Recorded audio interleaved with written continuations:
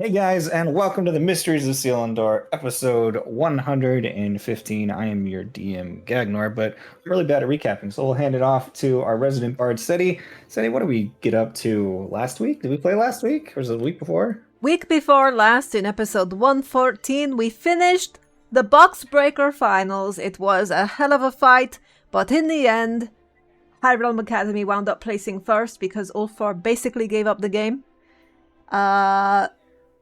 The Risen Mind of Istrandi placed second, and Enbaruna came in third, which is the best possible outcome that could have happened. And now as we pick up, we have just one, and yeah, that's it. That's all that Tell them happened. what they've won.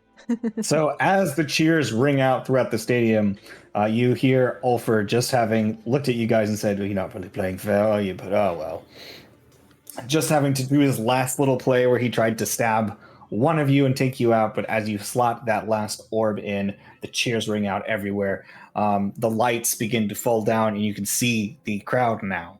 Instead of this sort of artificial sky that was arced above you, you can see everybody cheering and hooting and hollering in all directions. And as they cheer, you hear a voice come over the intercom saying, "Congratulations to High Realm Academy for their wondrous victory. Please meet me at the main staging area of Viola Worlds in High Realm." So, you hear the introduction, say 5 minutes time, meet at the main award stage. And as people begin moving and shuffling, you see the entire arena begins to empty, and you see Ulfar looking at you guys or a distance for just a moment. And then he goes, and as you're looking at him, he just vanishes. I don't like that guy. I think Seti's kind of looking over her shoulders a little bit now. She's been stabbed in the back by him once. Well, let's go, I guess. Congratulations, team. It was hard fought. Is everybody okay? I'm doing quite fine, I think. I mean, no actual wounds on us. That's the beauty of those little knickknacks they gave us. Yeah, I would like to have one of those permanently. Yes, I don't think they work outside this tower, dear. I'll just live in the tower. It's fine. I'm not afraid. What if we just take the tower with us? Oh, that's a thought. If you're capable of moving the tower of Selindor Academy, by all means. You just kind of cracks his knuckles and stretches like, maybe later. Let me add it. If you're able to move this tower, well, I'll do anything you want. Okay. I might need some drinks first.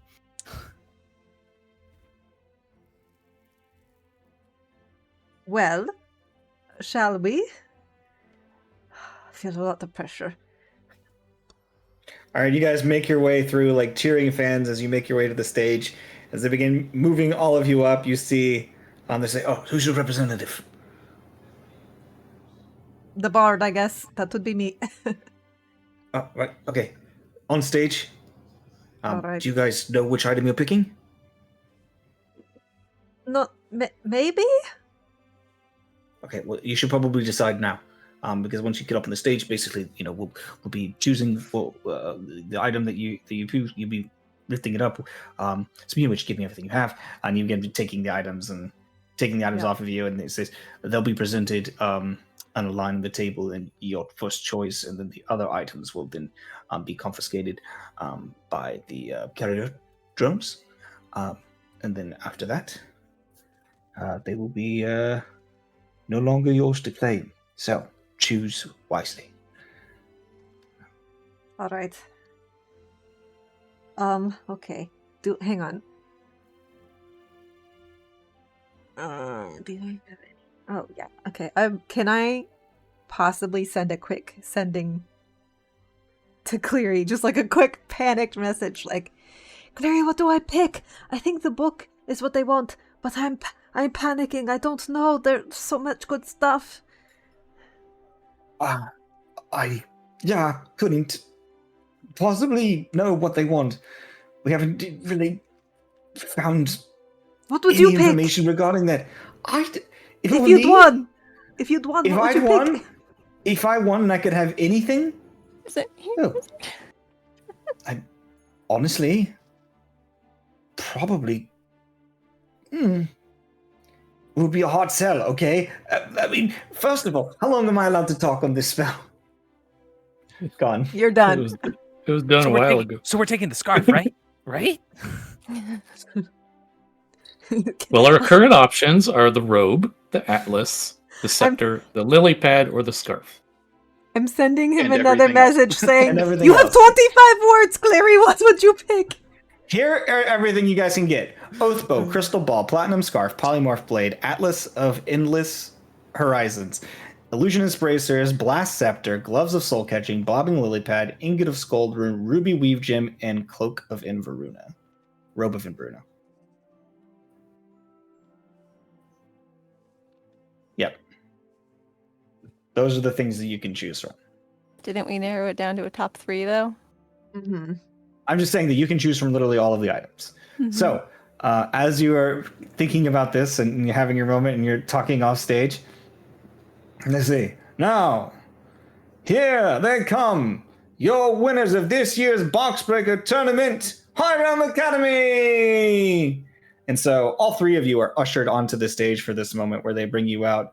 And they say, and next, in second place, with blah, blah, blah, blah, blah. They just start spouting a whole bunch of stats and everything. Placing their orb in the first position, the Risen Mind of Ystrandi. And so you see two Illithid just hover out and just hovering with them, looking like one of them, a hive mind right now. You see Cinder just like hovering out with them.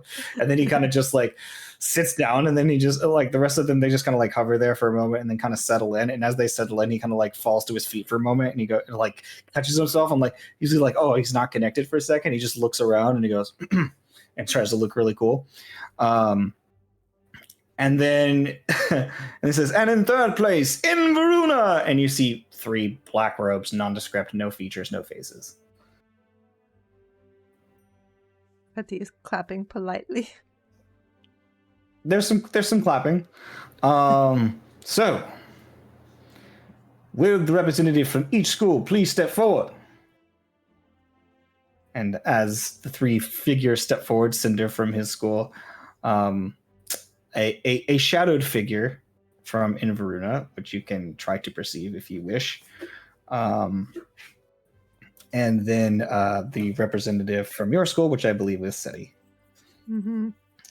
So, this is a wonderful competition that shows the prowess of all spellcasters within this great academy. High Realm Academy hasn't won in many, many years. How does it feel? It's fantastic. That was a hard-fought victory. The competition was extremely tough, and we're just a bit shocked, really, I think. But yes, how do you feel about getting that amazing coin flip in the beginning, being able to get in the position you wanted to start? Must have been great. that was really lucky. I think positioning is half the battle out there, really, and it was a immense stroke of luck. Positioning is everything. Yeah, positioning is everything. Yes, indeed. Well, with that, Setimera, if you can go ahead and tell us of the 12 prizes that are available to you to grab, all of these amazing artifacts of legendary significance, what does High Realm claim as its prize? I have never made a more difficult decision in my life, but at the end of the day, I'm just a huge fucking nerd, and I've got to have the book. The book! Atlas of Endless Horizons, first edition! There's people in the audience who are like, ooh, oh, very nice choice. People just clapping. A couple of people are like, what? A couple of people are murmuring. Mostly nerds are like, oh, yes, they understand value. That book is worth 5 million gold pieces. Some bullshit like that. Just like it's a first edition. written by the god of all wizards. I hate Like, just going on in the... Like, it's good, but I hate it. Anyways, so as you guys have this conversation, like, some people are murmuring, some people don't understand what's going on, some people are really impressed with your choice.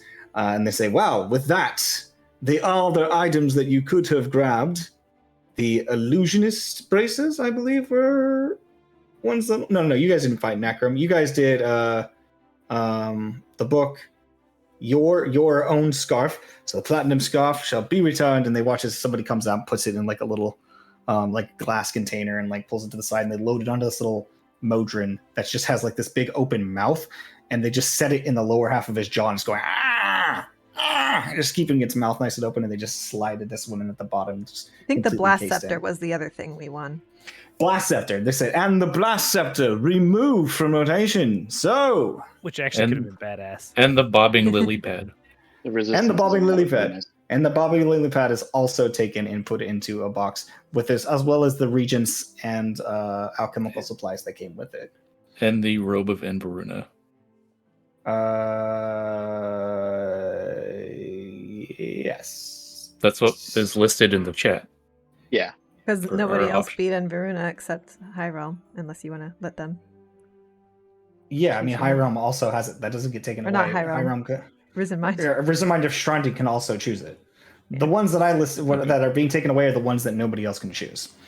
So those are taken away, put into their little cases, and then put away. So with that, we have chosen first edition book, The Atlas of Endless Horizons, and they hand you the book, and it is yours.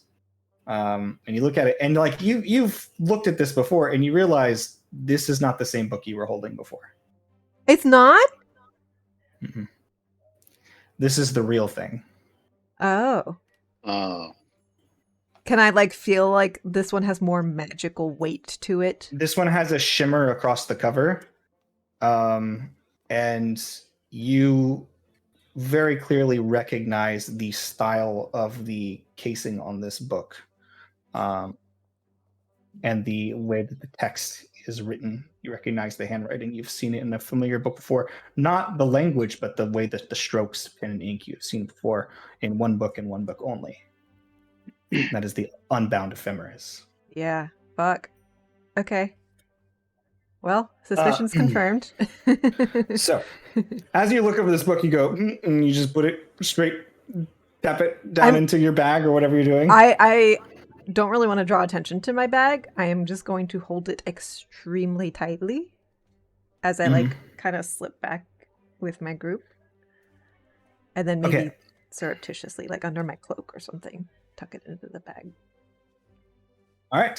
The next group. Risen Mind of Yastronda, your representative. And Cinder, as you step up, says, so, you guys came in second place. Amazing trick. At first, we thought Inveruna had gotten the first orb in. That was an illusion.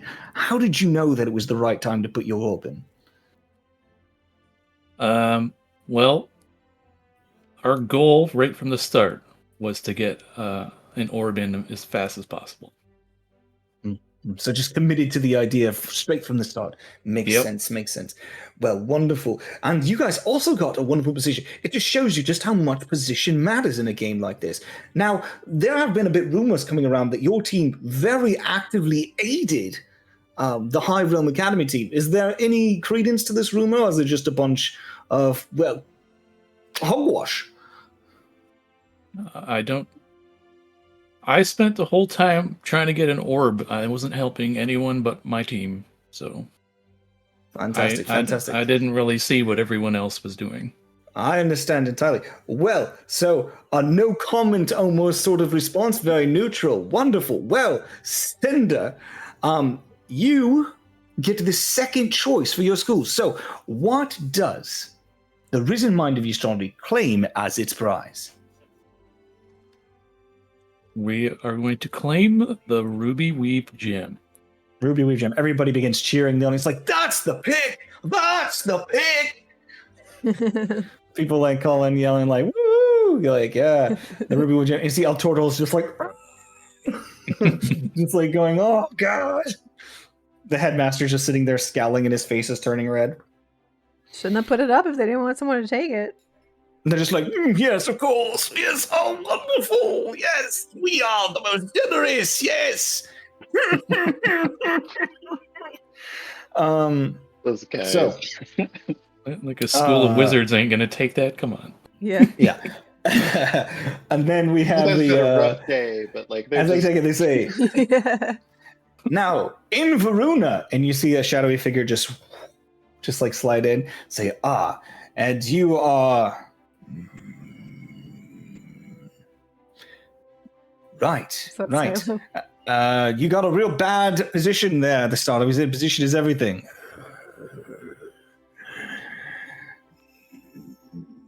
Right, very good, very good. Yes, you're not happy about your position either.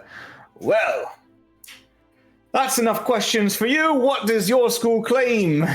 And as he walks over, he just saunters. Boom, boom, boom. I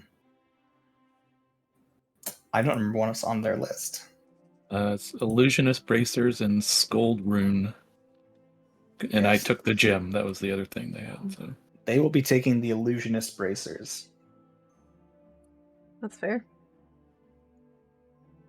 So he just walks up, grabs the illusionist bracers, and pulls them, and then just sticks them in his pocket. And they said, well, as we would expect for the most mysterious school of Selindor Academy, ladies and gentlemen, your first, second, and third box breaker finals are complete. People start cheering from all directions.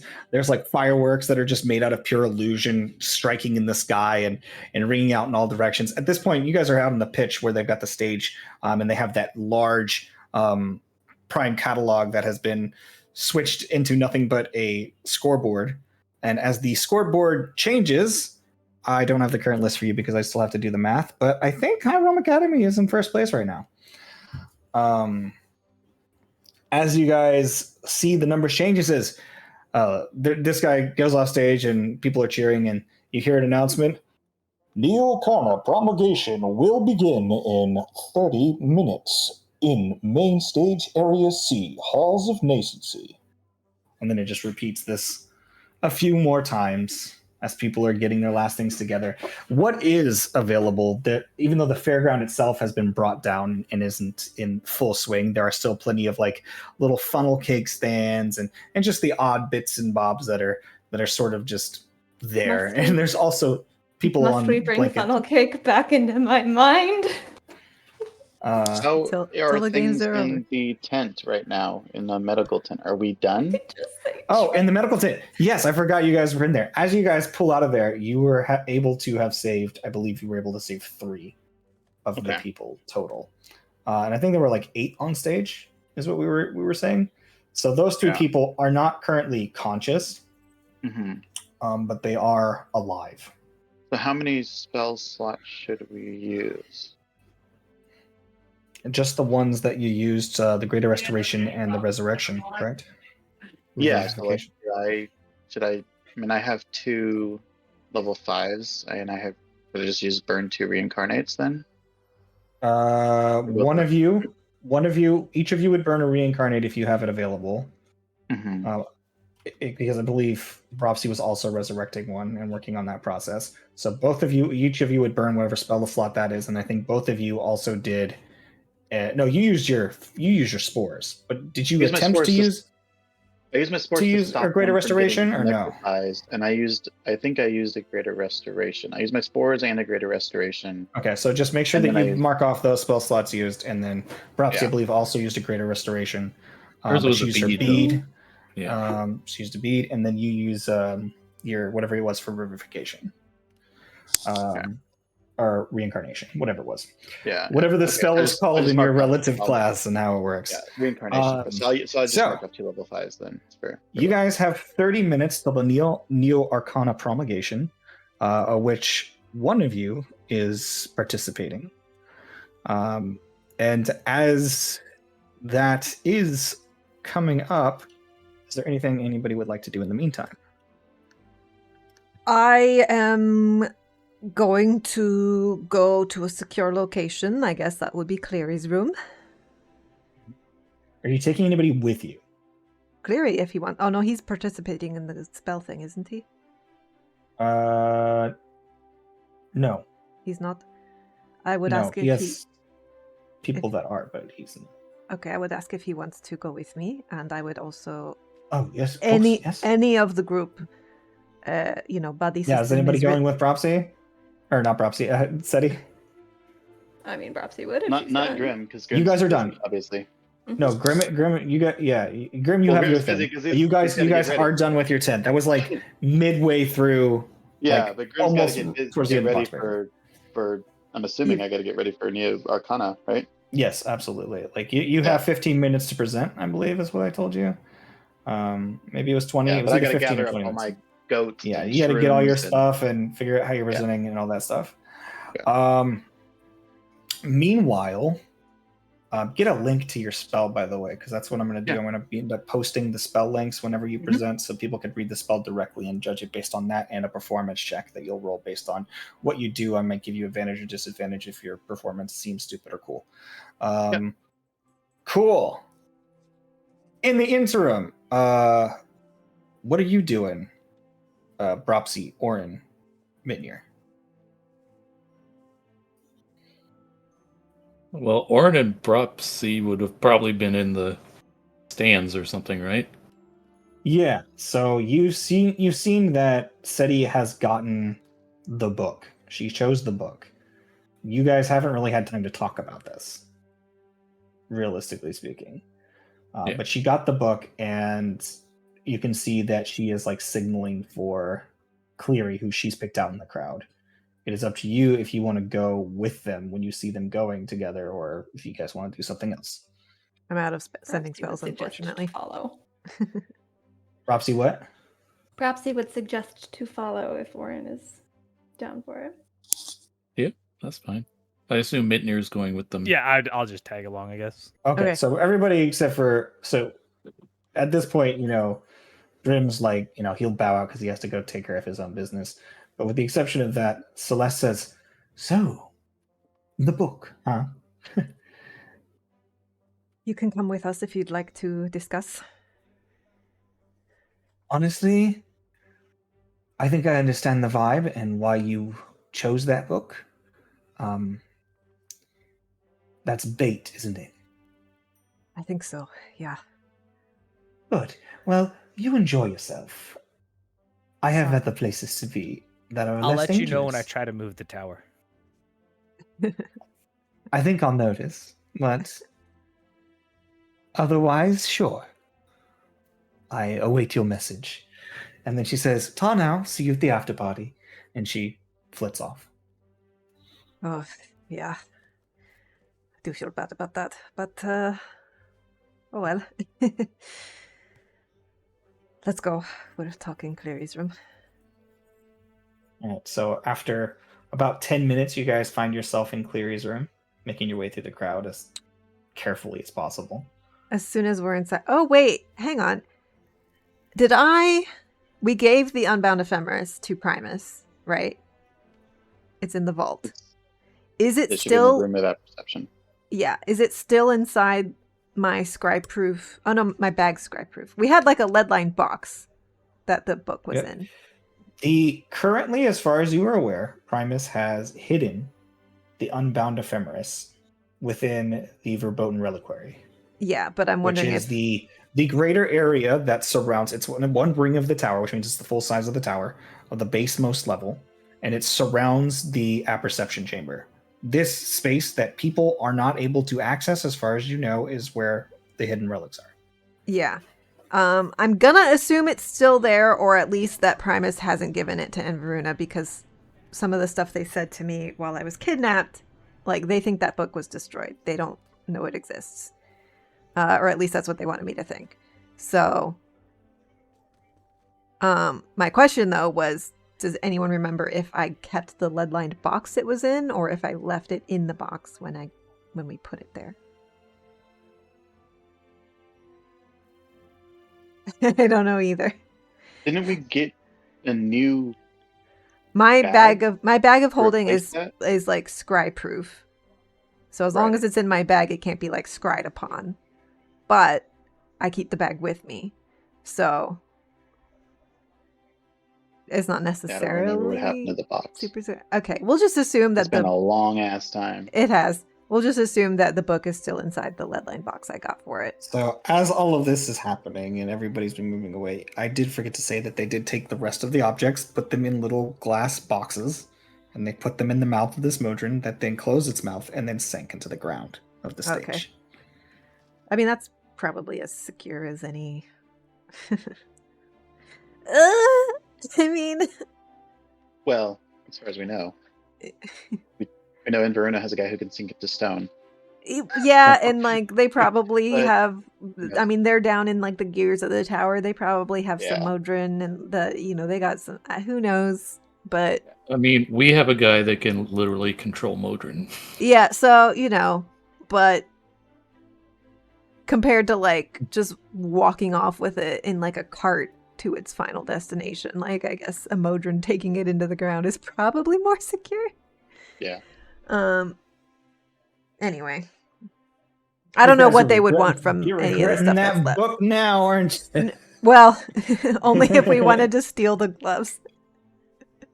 It still confirms what we suspect. Hey, if we're stealing the gloves, we might as well get the scarf too. Just say. Yeah, I think confirms Grimm's theory and Zeddy's theory. I think yeah, we have confirmed our theories, and I think it was worth it. So Seti will immediately just make sure this is like tucked away in her bag of holding, and just tell the group like, I'm so sorry. I had suspicions. I really needed to know, and guys, I recognize the handwriting in this book. It's the same as the Unbound Ephemeris, and based on what Aldusk said to me when I was kidnapped, I don't think they don't know that it exists still.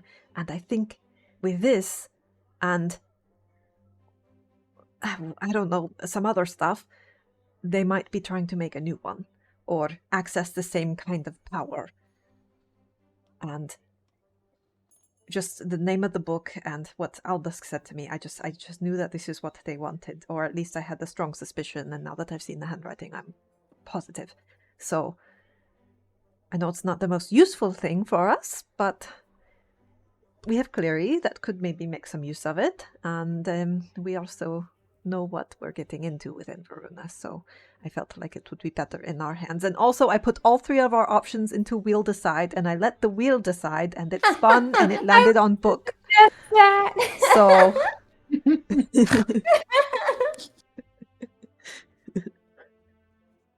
I love that I'm That's rubbing the off way you on do you. it. That's the way you I was do gonna it. You screen just share roll. for it, but then I realized I'd break iTunes, so I couldn't screen share, but it did land on book. I would have loved it if you just shared it and we just heard. boop, boop, boop, boop, boop, boop, boop, boop, I boop, muted it boop, because I didn't want the stream to hear. That would have been great for stream, just so that they knew you were doing it. Perfect. All right. Well, Clear says, well, that is quite the discovery. Am I We need to completely get off that book. base? I mean, right? No, if you recognize, and he flips through the pages of the book and he says, I understand completely. So what do we do? How do we keep it safe? Because This book was written by the Magister. who's that? I believe you met him on a plane of visionary travel and he gave you apples. You told me about this. Oh, that's right. I was with Mitnir, I think.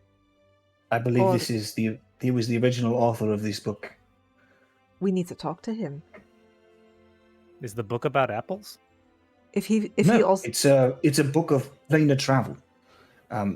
This one, and the difference between the first edition and the others is the first editions were the originally scribed books by the Magister himself while he was doing his original discovery of the planes before his ascension to godhood. So it's about As in- pancakes. This is book about is pancakes. about pancakes and has visited almost all of the pancakes with notes and maps that were hand-drawn and transcribed by the greatest wizard of all time.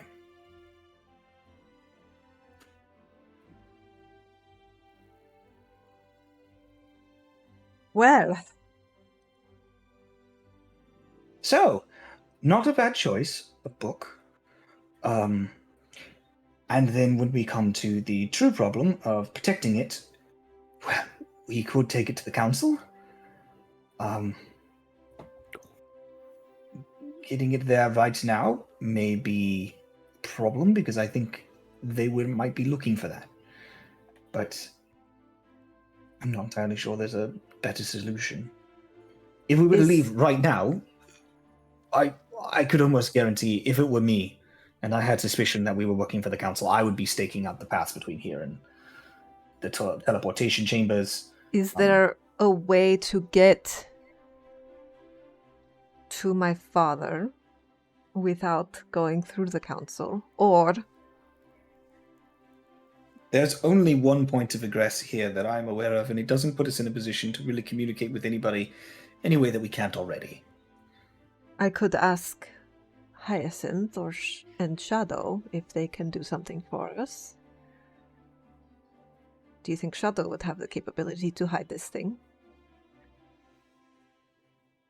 I can't be certain. Poppy, maybe. I would assume that any of them are capable of hiding it. They are incredibly powerful beings. I just don't know what hiding it from people like Inveruna means. Yeah. Peto Talrain, who I met, that man, I have no idea whatsoever what he's capable of. All I know is that he stands in full confidence when talking about entities that make me shiver. Yeah. Okay. Here's an idea, and I'm going to break your heart when I say this, Cleary, but should we consider destroying it?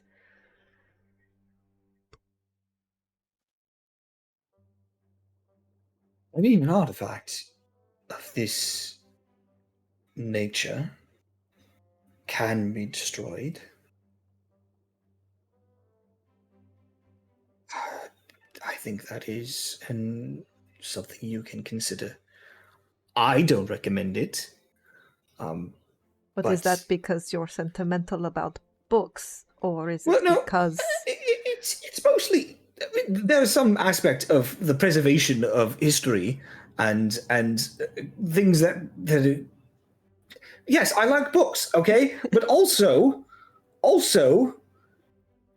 in theory, if something is capable of making or becoming an unbound ephemeris, whereas that is a very dangerous thing in the wrong hands, if that is an item or a weapon that was used by Northot to reach the height of the power in which he has, we don't know what kind of asset that could be to us.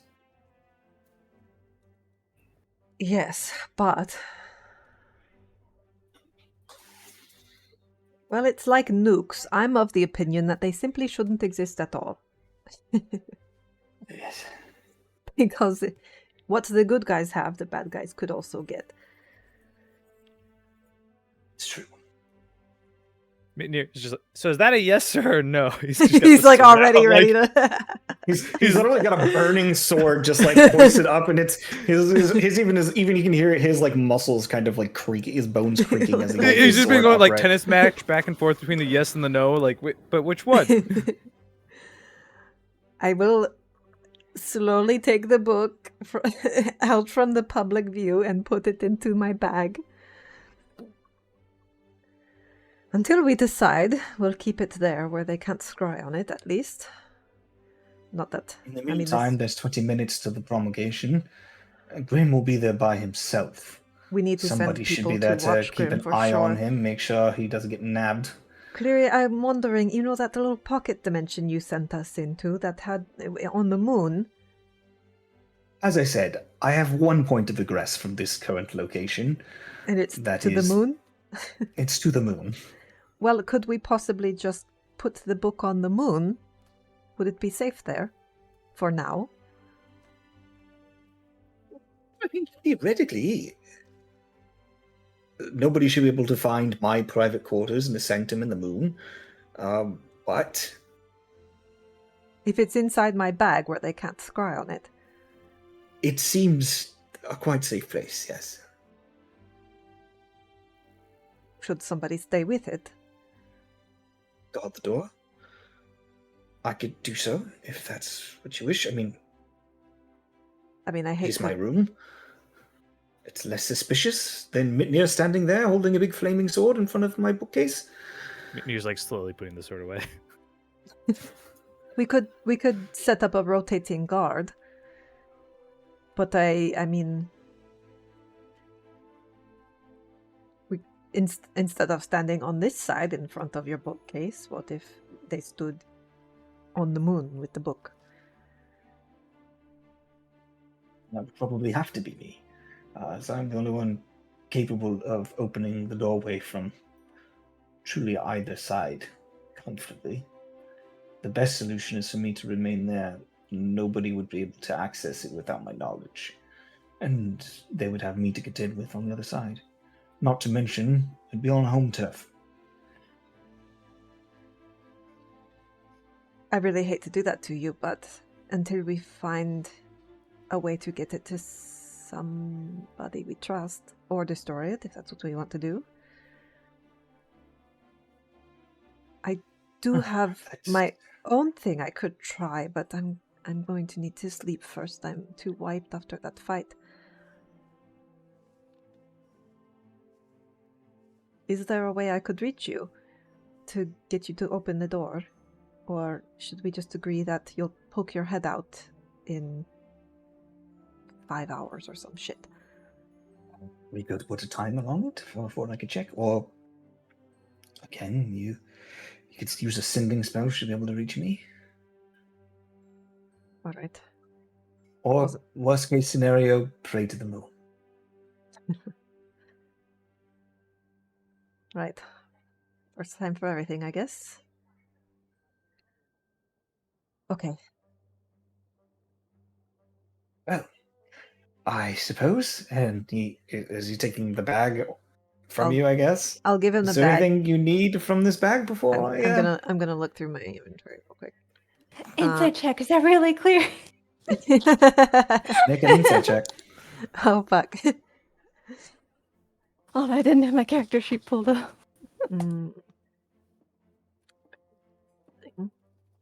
Where? There it is.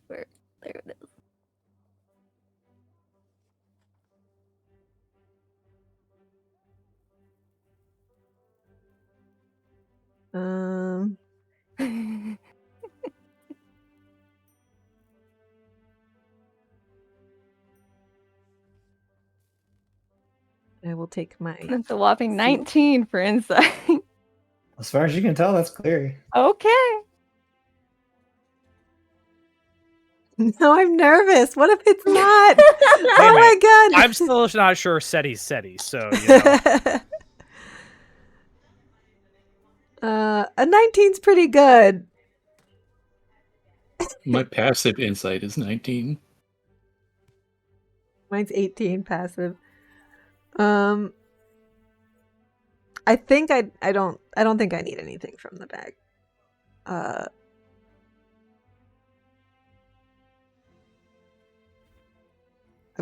got Mitnir's mammoth tusks. Okay, so I will hand the bag to Cleary. And I will kind of... I'm like holding it, and I will kind of... I'll like sort of set it like against his chest so he can grab it. But I kind of want to hold there for a moment. Bless you, sir. Okay. And I'll just kind of set my forehead against his and just say, I'm really sorry to ask this of you, but I appreciate it. And we'll be back. I'll be back as soon as promulgation's over. I'll be here. And you be safe. And none of you do anything reckless, please. Yeah. Mitnir's just deer in headlights right now. Best of luck. And you watch as he gestures over the bookcase and it moves to the side and the archway appears. And as he gestures over that, it becomes the open pathway to a study far beyond, sort of silver light pouring through. I'll give him takes a one good... more look before he steps back into the door. I give him a goodbye kiss. Oh, and as you take and you kiss him, he goes, oh, Still not used to that. And then he kisses you back. And you guys are all sitting there awkwardly. And then he kind of like stands back upright, and he's like so much taller than Seti that it's like looks like one of those little meerkats popping up out of the ground. When he notices the rest of you, he goes, "Oh, goodbye," and he just walks to the archway. So I just for funsies rolled my own insight check when he kissed me, and I got a natural 20 for 28. Yeah, natural 20 for 28. It is in fact Cleary. Yeah, okay. There's a particular way his breath smells. If it wasn't Hard clear, to you replicate. probably wouldn't be able to Yeah, open it's that like a doorway. moon pie. It's all the mochi he eats. The bubble tea. Okay. Well, that's taken care of. Let's go watch the spell thing. Okay, so as everybody picks up their things and begins heading to the Neo Arcana promulgation, is there anything that you guys like to do, talk about, or anything on your way there? No? Okay. I'm just going to like sling my arms. Well, I don't know how tall they are compared to me. I'm pretty tall, but over the shoulders of my companions. Mitnir and Orin. I only have 2 arms. Propsy's pretty short. But, and I'll just Perhaps be like... he's 4 foot. I'll just Put be a like... leg on Brapsy. I gotta walk still. But I just want to like kind of pull everybody in. Just be like, I know we've had like a hell of a couple of days, and I'm sorry if that outcome was a disappointment to anybody. So I know there were a lot of... You mean weeks? It's been a hell of a couple weeks. It's really been a hell of a couple months or years That's at this true. point, but it's like every new thing is just trying to segment. Like the cauldrons were really bad, but those are over now. So now we're into the new bad stuff. You guys Ever keep since count? we fell off that cliff, man, it's just been downhill. Really, I think getting on the spine at all. What were any of us thinking? We should have stayed home and minded our own business. Yep. All right. I am glad we met, though, but sometimes it doesn't seem like it was worth it. I got to be honest. Well, we'll see if it's worth it in the end. But I do love you all, and we'll do our best to get through this. Okay? Oh God. As you guys are walking and Seti is crying, meanwhile, Perhaps he's just like Grim, rubbing her back, like it's okay. you get a call on your seal. Uh-oh. Who did, sir? Have you spoken to the rest of your group? Nope. Getting ready for my presentation. Ah, and have you come to a decision? No, not yet. I find your team's selection most intriguing. What did they select? They selected the very item I requested. That sounds like they probably aren't very dumb then. Indeed. Let me know if you come to a decision. Otherwise, I may send a few of my men to persuade them during tonight's party. Yes. I think perhaps it might be good idea for Grim if perhaps these guys think that maybe you are bad guys who are trying to help Northot. You might want Law of ignorance. You might want to maybe tell them that you're not. That might change things. Can very easily bring them into the fold. I'm just saying, maybe if they are willing to part with certain things. You might. I just say maybe if they didn't think you wanted to kill them, they No. might not. We will try a peaceful approach. That I promise you. But keep our deal in mind. No, Grim will consider. Good our luck deal. in the competition. I'll Yes. be watching. All right. Good luck. Yeah. Now I need my goals. All right. So do I know what time? Like, are they set time slots, or is it like you have up to 15 minutes and the immediate person immediately goes? Like, does Grim know exactly when he's going to be presenting, or? Yeah, so you're presenting. Let's do some maths here. What I mean, like, would he be able to know like 24 hours in advance, like when he'll be presenting, so he can time things?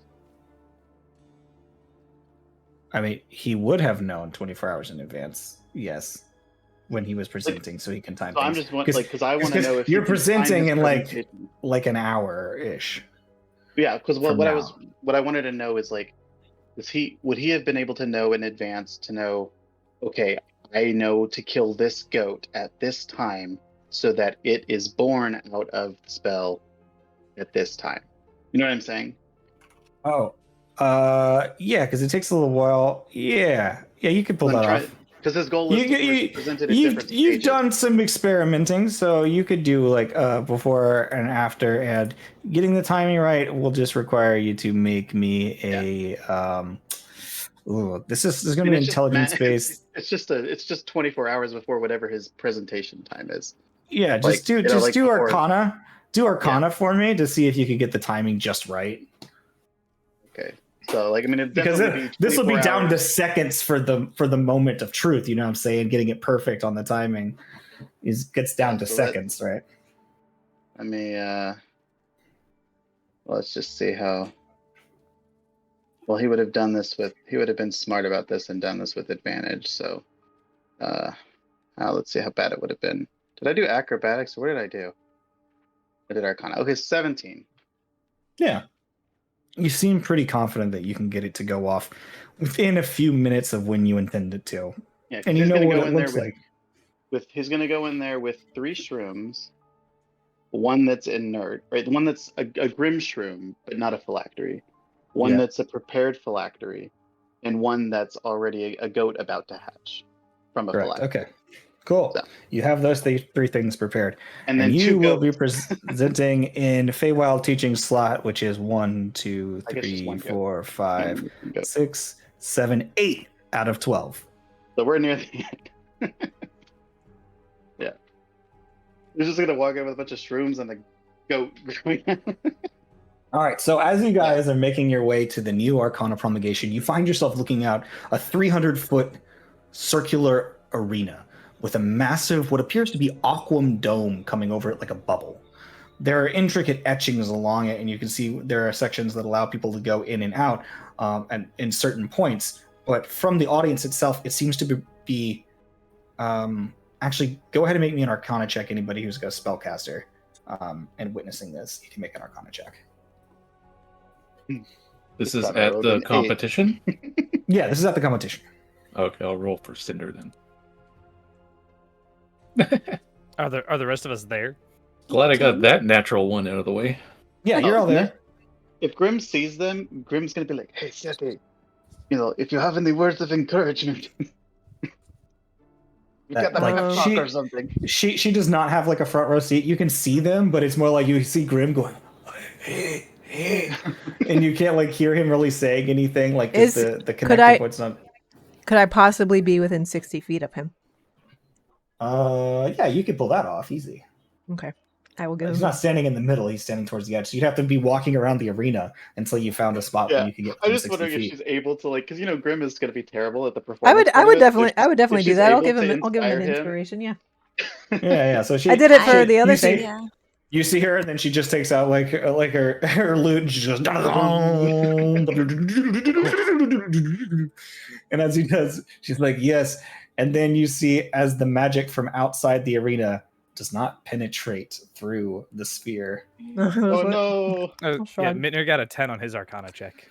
Well, with your Arcana check, you know it's a big old bubble. I think you So he did does better not than get me. his I'd gotten inspiration. an then.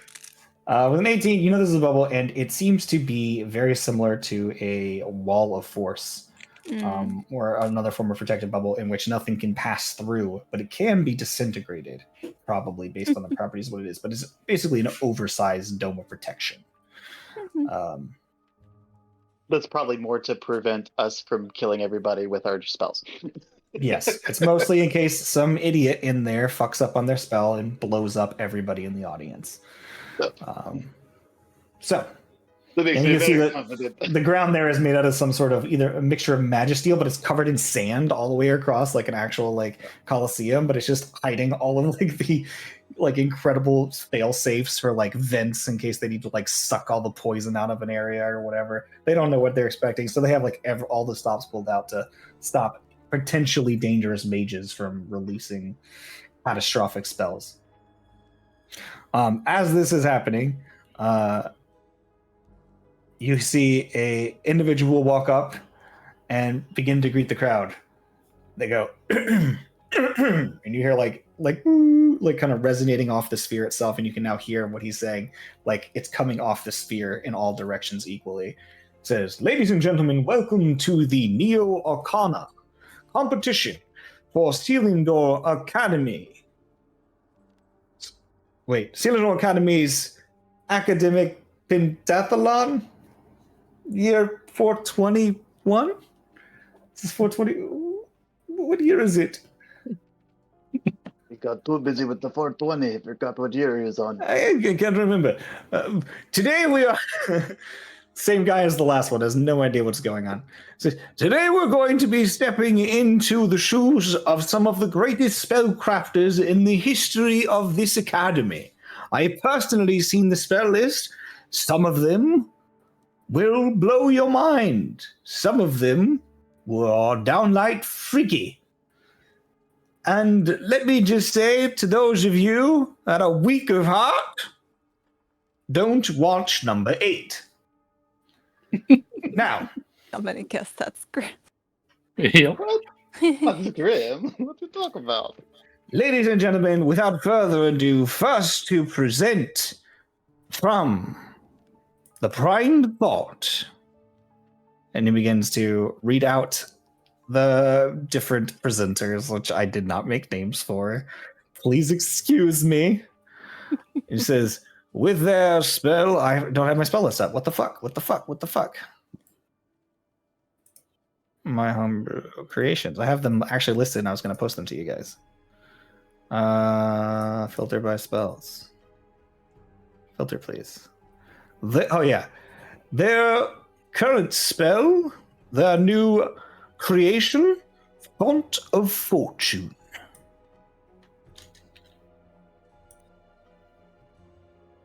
All right. So, Font of Fortune has now been posted. I'm going to roll a performance check for how well they describe it. If you have any questions about it, you can ask me. But much like the other ones, this one is based on concept, execution, and, well, how well does this spell really work? Finished product. Is it a good spell? Can people use it? How available is it to different spell classes? That kind of thing. How good of a spell is this thing?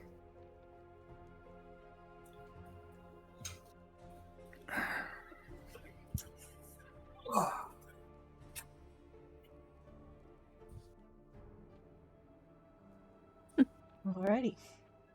Just bonked Suri in the head on accident. My He's like running anything after is. his thing. Oh, there it is. It's on my stuff away, and I know where it is. Oh, I put it on the shelf right next to your chair. Okay, so the performance check for this, as they come out and describe all their stuff, is a 17. Surprisingly, not the worst thing I've ever seen.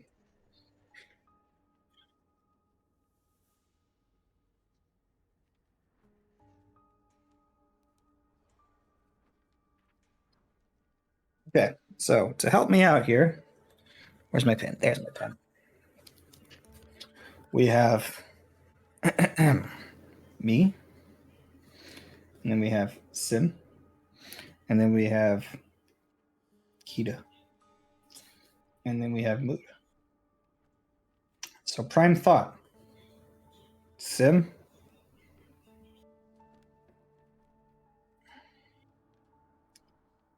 Are you just... What? You know what? Here's what we'll do. We'll have you guys go ahead and just write down your scores.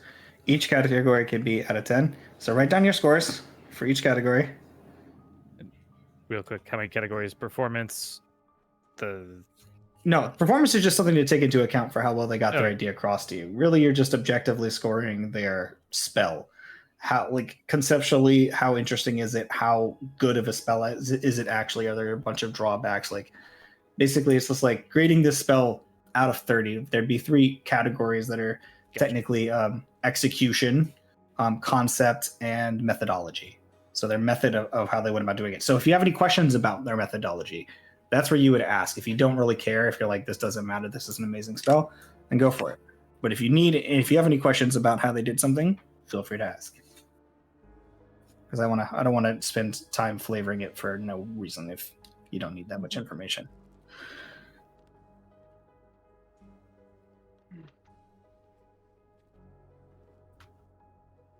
So this was My information. prime thoughts up first.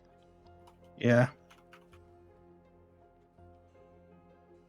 It's a cool spell. And it's you posted. That's why I can't see anything. No one gonna read it for chat? I will. Yeah, go for it.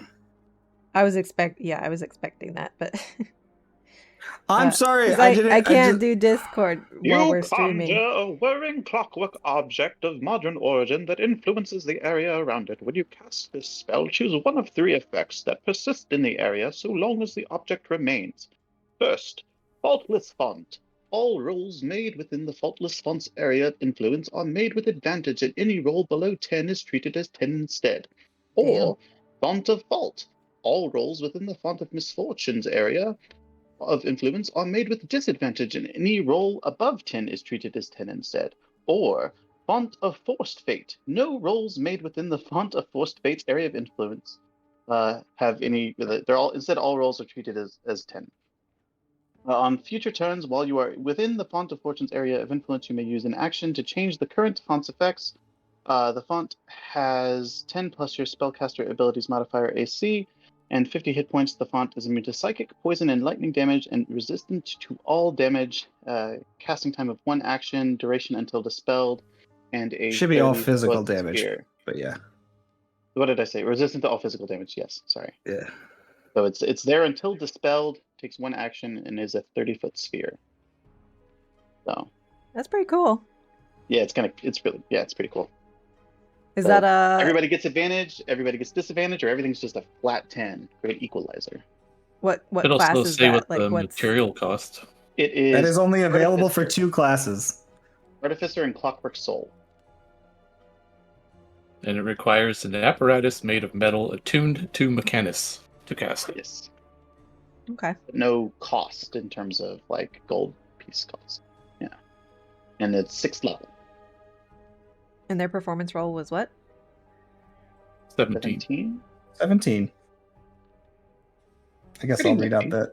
the spells from now on then. Yeah, pretty I interesting. can't read them at all because I have to have the stream thing up, and then my phone. Okay. I'm not logged in, so I can't access the home. Okay, I'll do it the same way I did the items last time. I'm sorry. My bad. My brain's not as good That's as other people's. Sorry, I'm writing down the doing my It's happening. scorecard so I can I'm getting up to pee, like I said I would. When you gotta go, you gotta go. It is cool though. I like it. It's not like it's more interesting, I think, than anything else, right? Yeah. It's just like it's for fun. That'd be great to use while you're crafting stuff.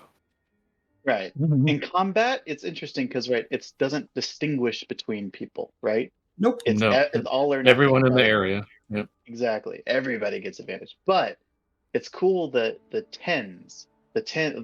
flat 10, that's the most potentially useful effect, right? If you're worried about avoiding any kind of catastrophic failures, right? That's kind of pretty, that can be potentially useful. I hadn't even thought about using it for crafting, but Like the faultless one, you're just like, I'm perfect. You roll really well, great. You roll really bad. I think these people developed this spell. Right, exactly. They made it for crafting. Into an eloquence bard for all purposes, right? Orin would use that faultless font all the time when he's crafting. Are you kidding me? Just never roll below a 10. That's a sorcerer. Yeah, that's what what's her face is. Oh yeah, yeah. She would use the heck out of that. Did I miss one? Yeah, she would. No, okay. we haven't moved forward. I'm still doing my sheet. And let me know when everybody's done scoring, and then I will move on to the next one. I'm done. Celeste would definitely. Yeah, she could use Kita, that. are you done scoring? I'm gonna do it exactly like the last time, where I'm gonna take 15 minutes of silence after the session and figure out how things compare. Okay, well, I'm gonna get somebody else to judge it then, because I really would like to have this scored out faster than that, because we're not even halfway through the session yet. I have time during the break. You do have time during the break, right? So we'll just deafen during the break. All right, that works. Okay. Okay, so next, the Risen Mind of Ystrandi with their new spell. Cinder. Oh, that's me. Let me get my link. And your Zelda. Alright, so I am presenting this 4th level spell. It's called Mass Mind Flare. You may cause up to 8 creatures you can see within 60 feet to ignite in psionic flames. Each creature must make an intelligence saving throw. A creature takes 3d8 fire damage on a successful save. On failed save, they take an additional 1d8 fire damage at the start of each of their turns for up to 1 minute. The affected creature may attempt an intelligence save throw at the end of each turn to end the effect early. The flames cannot be extinguished by physical means. Then if you upcast the spell, it's an additional d8 for every spell slot above 4th. And then for the additional burning, it's at 6th and 8th level, it gets an increase by 1d8. So it's basically like a kind of burst immolation, but it is psionic flames. So it deals burning damage, but it also isn't something they can put out. Yeah, so you can't spend your action to douse the flames like you can normally do. Yeah. Classes, Joe components. So it's available for Sorcerer Wizard, and it requires a cooled molten rock encased in amber. Okay.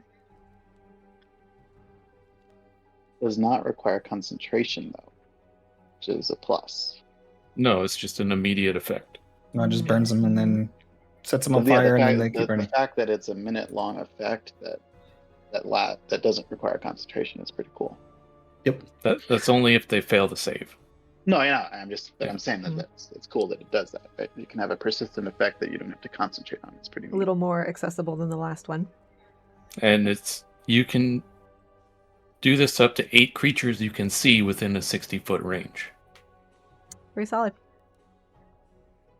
So there's no small circle area you have to focus on. It's just anyone around you. Target specific people, or is it just an AoE? Nope, you target specific people. Okay. I gotta roll performance, right? Yeah, roll performance for us. That'll help us with the methodology roll most of all. I don't think I have anything to help me with this roll, so here we go. Oh, not bad. 16. That's not bad. How do you demonstrate this spell, by the way? So the other people they did it, and they deployed the device. They explained how it worked, and then they began. You could see a couple of people all right, now we're gonna succeed, and you watch people always hitting the mark. Now we're gonna fail, and you watch people missing miserably as they tried. And they had just random people come up and try stuff, and it was pretty a pretty decent demonstration. That's you can greatly affect the course of a fight negatively or positively. Not to mention what you can do with crafting, right?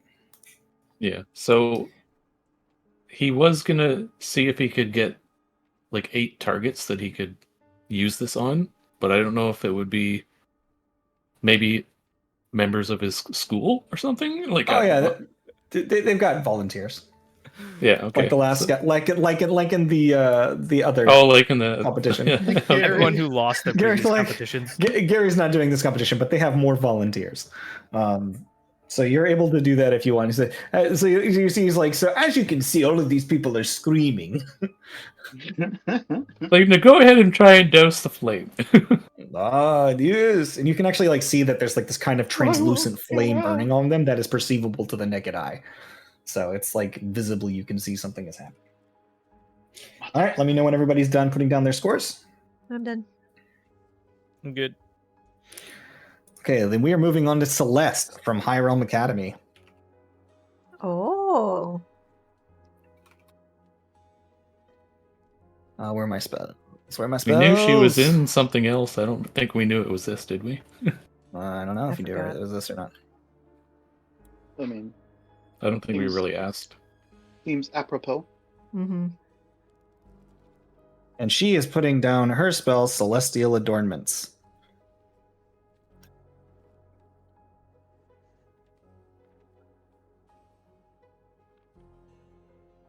Which I will read. Celestial Adornments is a 3rd level conjuration spell. It's concentration for 1 minute. You conjure forth a breastplate, collar, and bracers that are made out of lead and imbued with celestial powers, granting you +1 to your armor class, saving throw, and unarmed attack rolls until the spell effects ends. At higher levels, when you cast a spell using a 4th level slot or higher, the bonus increases by +1 for all the stats for the duration. For each spell level above 3rd, the material costs and the material of the adornments that are conjured change depending on the spell level. So the material requirements are an ingot of lead, tin, brass, bronze, silver, gold, or platinum that has been etched with celestial runes. Classes it's And available you watch to? as this is available to clerics, paladins, divine soul, and clockwork soul. Alrighty. This is gross. The ingots cost respectively 10 gold, 20 gold, 40 gold, 80 gold, 160 gold, doubled continuously through. So a gold ingot is 320 gold, and a platinum ingot for the highest level spell is 640 gold.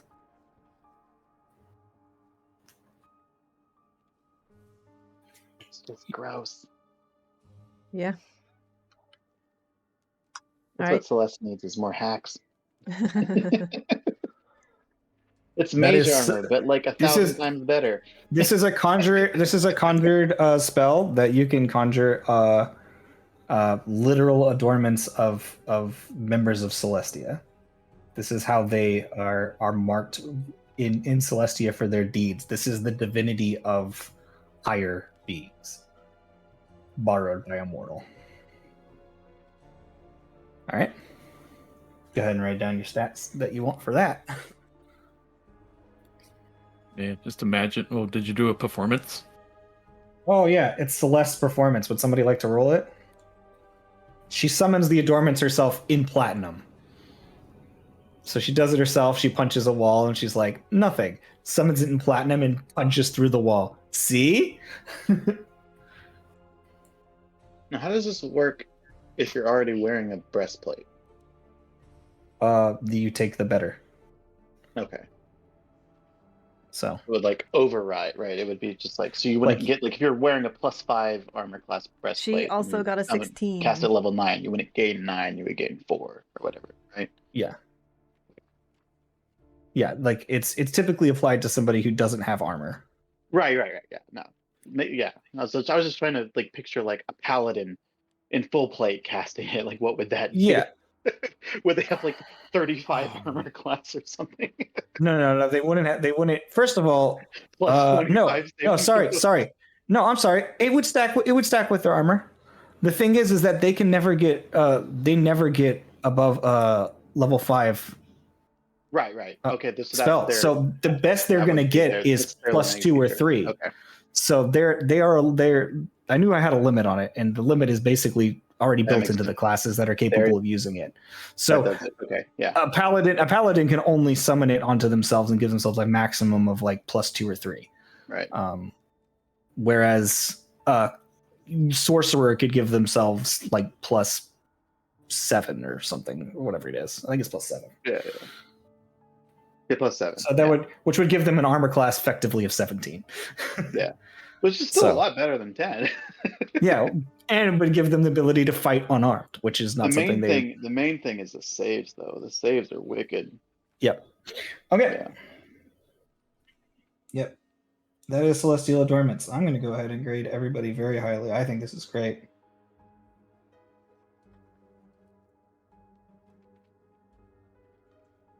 Okay. Neverwinter Academy.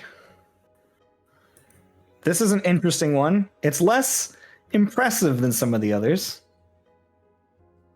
They present greater prestidigitation. Oh, okay.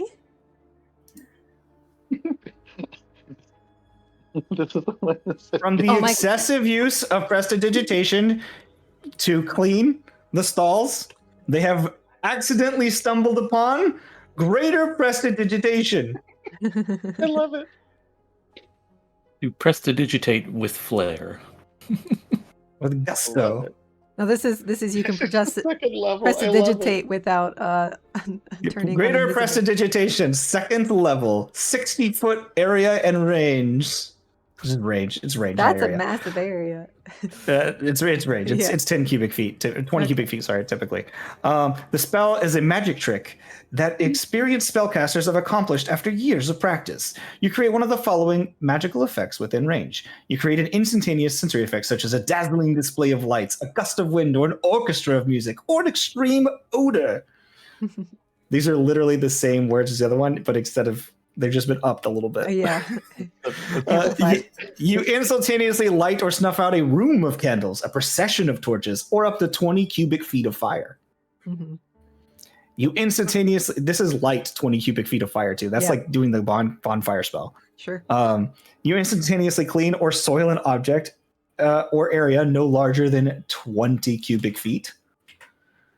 You chill or warm or flavor up to 20 cubic feet of non-living material for 1 hour. So like a whole feast. Yeah.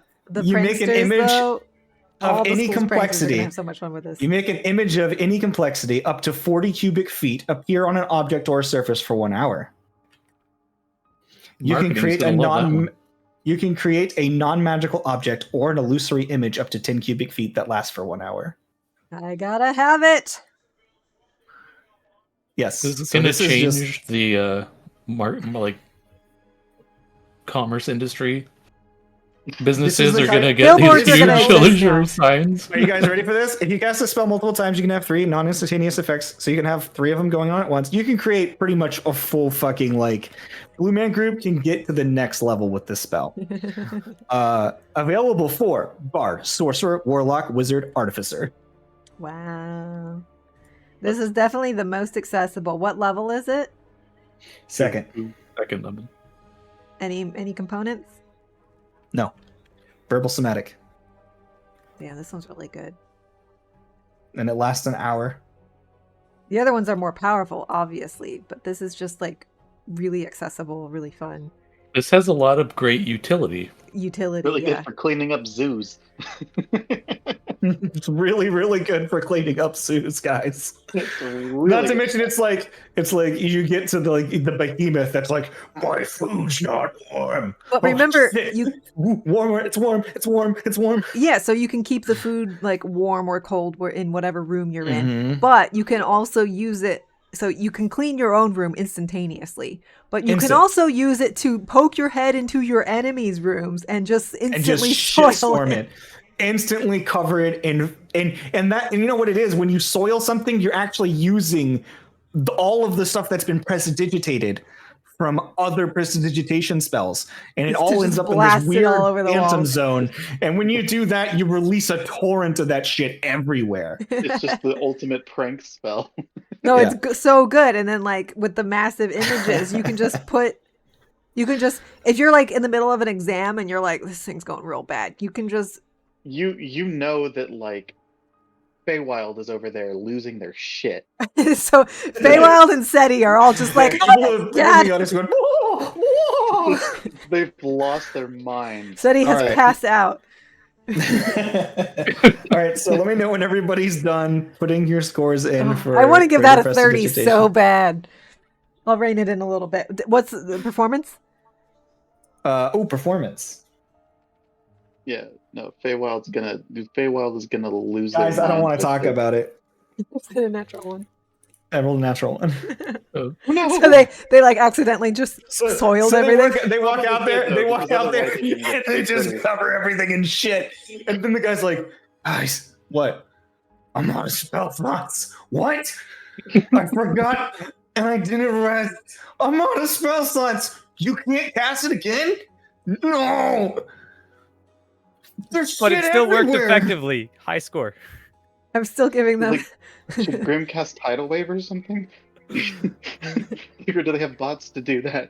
No, now that Probably now, just have no, an no. army of them do little prestidigitation. Now- now the whole team has to like do normal prestidigitation to clean up the mess. Imagine this with one spell. It's like a Yeah. line of 20 people If just you doing the have room. more second level spell slots, this would be way cooler. I fucked up. I'm I'm still Oh my giving them a God. high score because that's too good. All right. Yeah. Okay. If So they then fail we If have. Feywild was judging, they'd still get high points just for that. Is everybody done? Yeah. Oh my god. Okay. Now we have University of Phoenix, who has an interesting spell called Flame Weave. Mm. Guys, I worked really hard on this spell.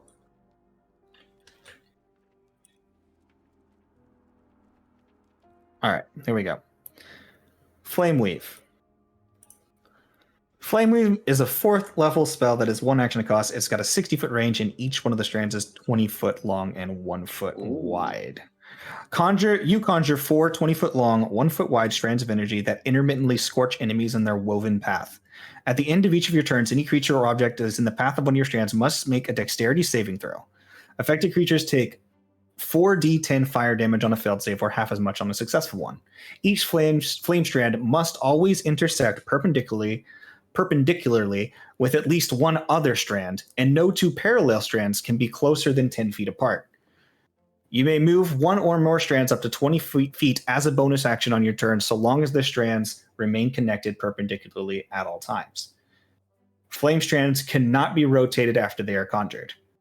And then at higher levels, when you summon the spell at 5th level or higher, you may conjure 1 additional flame strand for each spell level above 4th.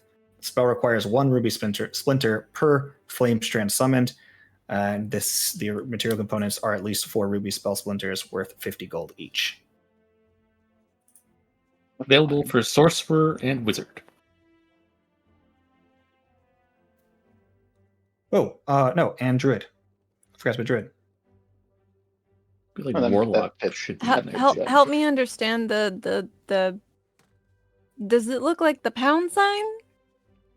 I can show you Okay, guys how. like- I can show you guys how it works if you really want. It's hard to visualize until Make you like try a casting laser it. grid, right? Yeah, make I'm a having laser trouble grid. visualizing it, so I don't.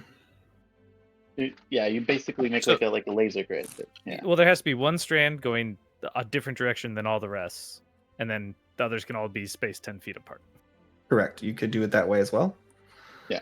Uh, They have um, to be perpendicular, intersecting at least one other. Yeah. Where's the fucking thing? Where's the classes it's available for? Could Oh, you here make it is. separate bottom. X's? Oh, you're in the edit? Since each Yeah, I'm in the X edit would have right a now. perpendicular? So druid. As long as they're within And 60 feet, because they have to. I would still be say within, like, warlock 60 could also do this spell. Yeah, this is definitely warlock capable. Yeah, this seems warlocky. Yeah, but this is sorcerer, wizard, druid, warlock. This would be a widely available spell. It just has a material cost of 50 gold per strand. And So bard? let me. No, because bards cast with instruments, and this one's very specifically a material component spell, and they don't really Okay. do a whole lot of material component spells. Let me go to. Yeah, whatever we're on. We're on this. So let me show you how this would work. Let's say that I want to cast this spell. I'm going to make a 5-unit long. Are you doing this in Roll20 or somewhere else? This is in Roll20. Okay. All right, so I have one of these strands. At minimum, I'm going to summon 4. Right? So I can place these every other space. That's 10 feet apart. So they would be centered on every other space. One of these, as Moot said, needs to be, at least one rather, needs to be perpendicular to the others to connect them. Right? And then this one, let's say, like this is like, let's do it this way, for instance. Let's say like this is like how you choose to do it, right? So you're able to hit people. They wouldn't hit these guys, but it would hit everybody else in this shape, right? Wouldn't hit this guy. Are they in the GM layer or are they on our layer? Oh, son of a bitch! They're on the GM layer, aren't they? I was gonna say I don't see anything. All right. Fucking shit. There we go. Yep. I was just So for instance, it would hit people there. It wouldn't hit these guys, but it hit everybody else where the line crosses, right? Also, let's say I was trying to move it. I could also do this. And this. And this. And that is also viable. Mm-hmm. Also, when I summoned it, I could have done something more like this. Could you make a box to like wall somebody in? You can make a box.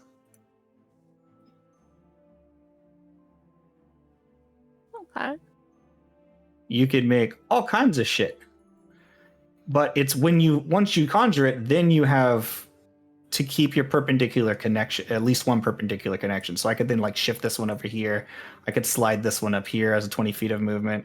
But then I couldn't then move this guy over here unless I only move this guy up a few spots and then move this guy and this guy over. And then I could be like, all right, so now I've got this going on. Is it 20 feet total movement, or can each segment move? Each segment can move up to 20 feet. Can you have 2 separate X's? No, everything has to be connected perpendicularly to at least one of the other things. So the way that, but they can't you can't do like 2 separate. They all have to be connected to one thing. It's one woven pattern, and like the strands can move along their axes to like shift, and they can also move on the other axis, just crawling over, but they only pulse at the end of your turn. So any creature that passes through it, nothing happens to them. It only happens on the at the end of your turn if they're in one of the lines that it bursts. Okay. Technically, the way that it works, and they'll describe it, the way that it works is actually it makes little small tears in space that open onto the plane of fire intermittently. So it's like a small little tear in reality that they move around using the shards as a conduit, and then they erupt and let flame burst out. There you go. Flame wave. It's a very nuanced, difficult to use spell. It's not incredibly powerful, but it can hit a lot of different creatures. That's it cool. can kind of follow them around. It's flexible. Yeah. It's very flexible stuff. And it's bonus action to move it, which is cool, rather than action. Ooh, Yeah, that so you is really nice. Yeah, a lot of those things take an action to move, which is kind of a pain. Yeah. It is concentration. It's Yeah. concentration. But that's fine. If freeing up your action, Yeah. Yeah, worth it. concentration and bonus action is totally fine. A lot of those are but concentration and action, which is a pain. Okay. As everybody, and I know you're I'm gonna bust my way through as many of these as I can before we take the break. So Kita can take Yeah, the because break. Grim thing's gonna take a while, so he's definitely gonna be after pick. Okay. So we got Flame Weave. We've got that. So now we've got Sorcery. Sorcery did Spell Drink. Sounds promising.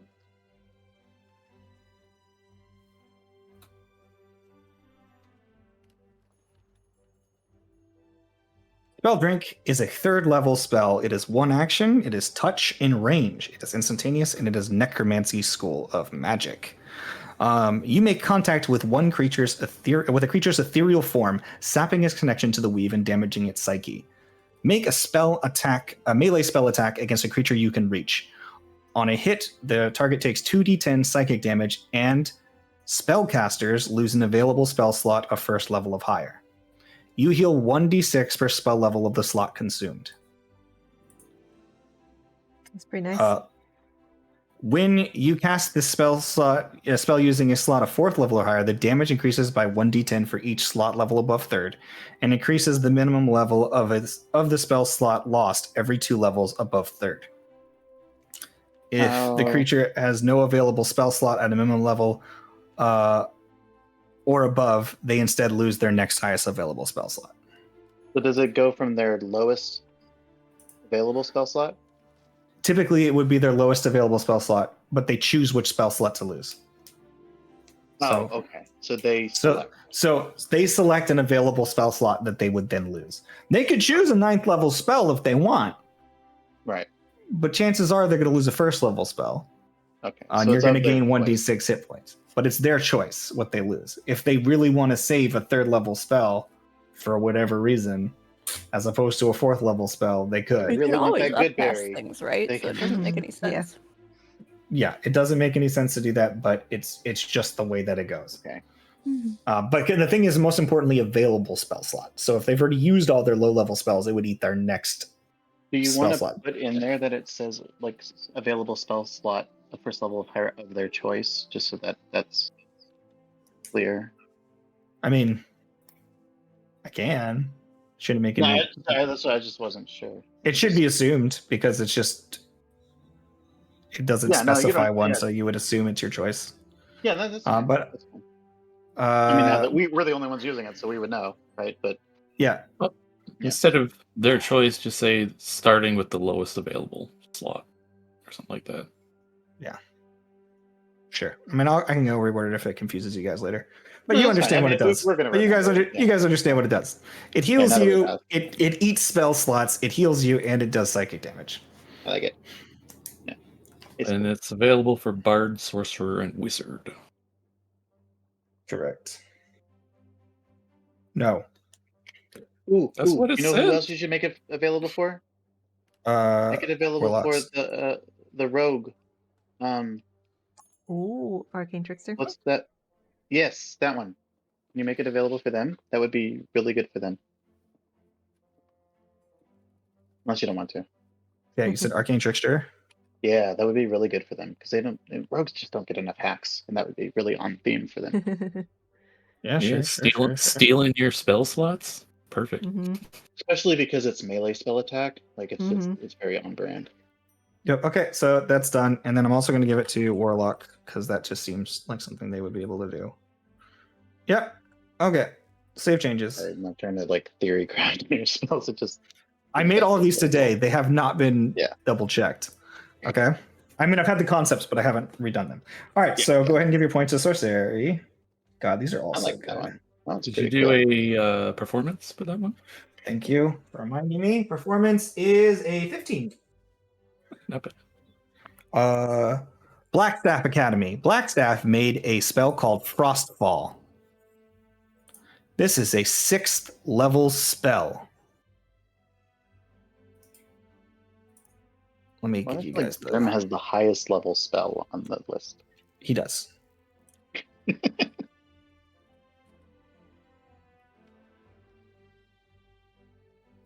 He's the only one aiming for immortality here. Yep. You conjure a massive sphere of ice 60 feet in the air that plummets to the ground, dealing bludgeoning damage and cold damage in an area. Each creature in the path of the sphere's descent and in the 20-foot radius sphere centered on that point of impact makes a dexterity saving throw. A target takes 6d6 bludgeoning damage and 6d6 cold damage and are knocked prone on a failed save, or half as much damage and the target is not knocked prone on a successful one. The 20-foot area of impact becomes difficult terrain for 1 minute or until the ice has otherwise melted. When you cast this level at higher spell levels, it just ups the damage by 1d6 cold and bludgeoning.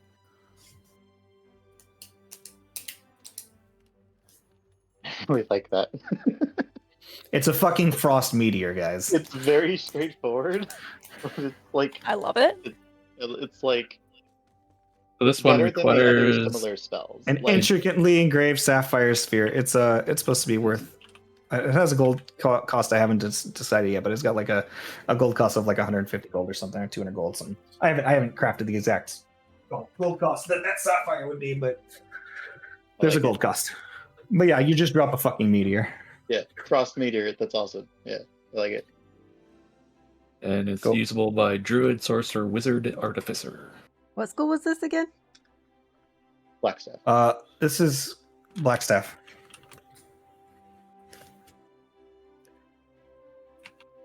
My brain's pretty mush, so at this point I'm just deciding, is that better than the last one I heard?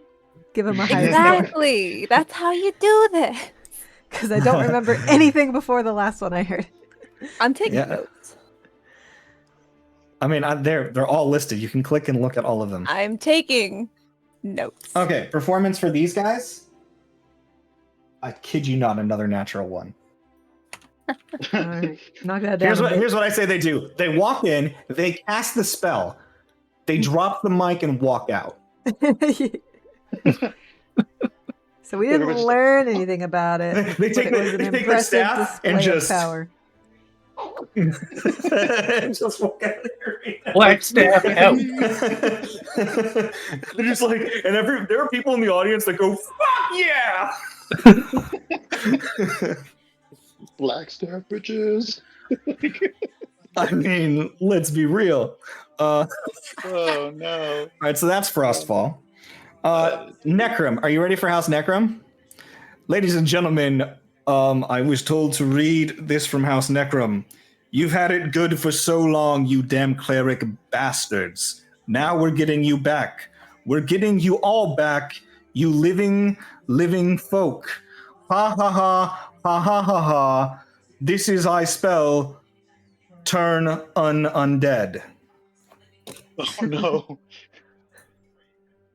Do they not know there's a word for that? Turn living? But it doesn't sound as good as turn undead. Turn undead. So, turn undead. As an action, you bring your horrifying nature in... Oh, you bring your horrifying nature. You bring forth your horrifying nature and whisper curses, tormenting the living. Each living creature that can see you or hear you within 30 feet of you must make a wisdom saving throw. If the creature fails a saving throw, it is turned for 1 minute or until it takes any damage. Guys, it is turn undead, but it happens to all living creatures. That's great, but I don't think my judge is undead, so I think they don't like this one. Yeah, by the title, so does that mean there are people in the audience that are going, "Fuck you, living fucks." my judge is questioning? about So does that time. make the undead run about at a time. target? Huh? Does that make the undead run at a target? No, it makes living creatures actively run away. All they can do on their action is dash. But by the So, title, I know that turn undead makes them run away, so undead must make them run at something. This is the best fear runaway They spell. just casted it at somebody. Like I would love. Yeah, so they walked into the middle of the room, and they're like, they walked in the middle of the room. They're like, "This isn't dangerous, judges, right?" And they're like, "Yep." So they let them out in the audience. They're like, "And a 1, a 2, a 1, 2, 3. As they did that, you watch people start going. And just started running away in the audience, and it was like they were just sprinting through the stands. It just says, "That's turn undead, baby." This is available for anyone who can cast necromancy. Yeah, this is anybody who has necromancy spells. Oh no! Great. Performance check. Yeah. Performance check. Oh, was it 10? 10. Yeah. I'm giving them. That's funny. I mean, Druid yeah. can use necromancy. Could a druid use this? Guys. Yeah. Yeah. For me, it's about your domain. Like whatever your subclass is. As long as you're a subclass that would use necromancy spells, then do it. Go for it. Grim should prepare. Oh. Actually, if it may not appear in your spell list, It may or may not appear in your spell list. Because I Oh, think maybe School of 'cause it's not- Necromancy is. I think it's Wizard School of Necromancy specifically. Oh, what it right, is. because that's Yeah, it's the Undead, which is like a Warlock class. So this one's highly limited to undead creatures, I believe. as in like Never the undead is your patron, and School Yeah. of Necromancy wizard. In School of focused, Necromancy Wizard. Yep. Sorry, this is Dang. not widely available. Grim can't just throw that spell in the middle of the crowd and cause a havoc. You know, man. No. You have to be undead touched, or like if you have an undead fracture, absolutely this spell is on your list. And with that, we move on to Feywild's teachings. We want to go ahead and take a break real quick. Yep, so we'll go ahead and take a break for about 5 minutes, guys. When we get back, we will see Grimm's amazing performance or flop. And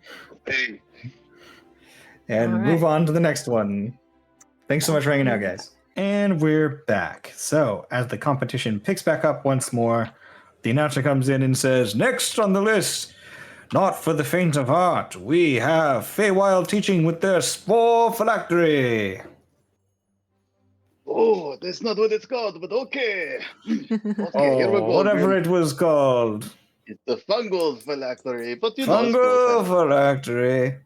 So Grim's gonna go ahead and just, in preparation, he's gonna cast a eagle splinter on himself, and he's gonna disguise self to make himself look a little bit more presentable, like he's like wearing a suit, like not so dirty. Since presentation matters. And then he's gonna wheel in like his little cart. He's gonna have 3 Grim Shrooms on it. One that has a nearly fully grown goat inside of it that's basically about to pop, and then one that's fully prepared and ready to receive flesh, and then one that's just a Grim Shroom. And then he's also got a goat on a leash. So let me get the link for his spell. And I'm gonna do the presentation as I do all of this. Okay, so Grim will be like, okay, so ever since Grim was a young Verbolg, Grim has decided Grim does not want to die. Dying sounds very, very unfun, and I don't want to do that. So, but Grim has always very much liked the mushrooms. Very much. But mushrooms grow from the dead body, so Grim thinks maybe there is something to this, and maybe if Grim can do something with mushrooms, maybe Grim does not die. So Grim has found mushrooms that can make it so that one does not have to die, ever.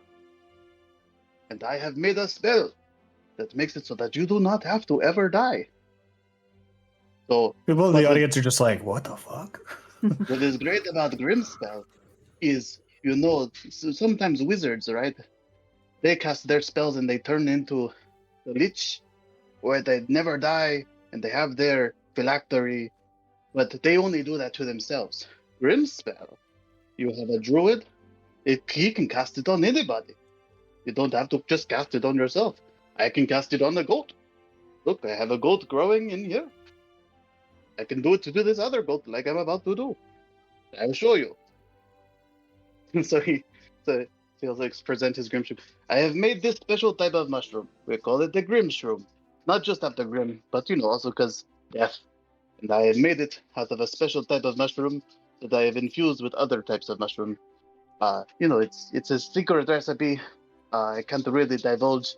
It involves many different other kinds of mushrooms and materials that are proprietary ingredients that I cannot divulge at this moment. But we can discuss at a later time. If others are interested, we can discuss the secrets of production. Anyway, so in order to create the Grim Shroom, you'll need certain runes. The process is very laborious. It takes about 8 hours to cast the spell. But here are the runes. So he'll take his staff and he'll just like outline the runes in this, in the air. Kind of just like write them in the air, like the magic runes. Right. and just demonstrate that, right? And says it's a very long process, but these are the runes you will do.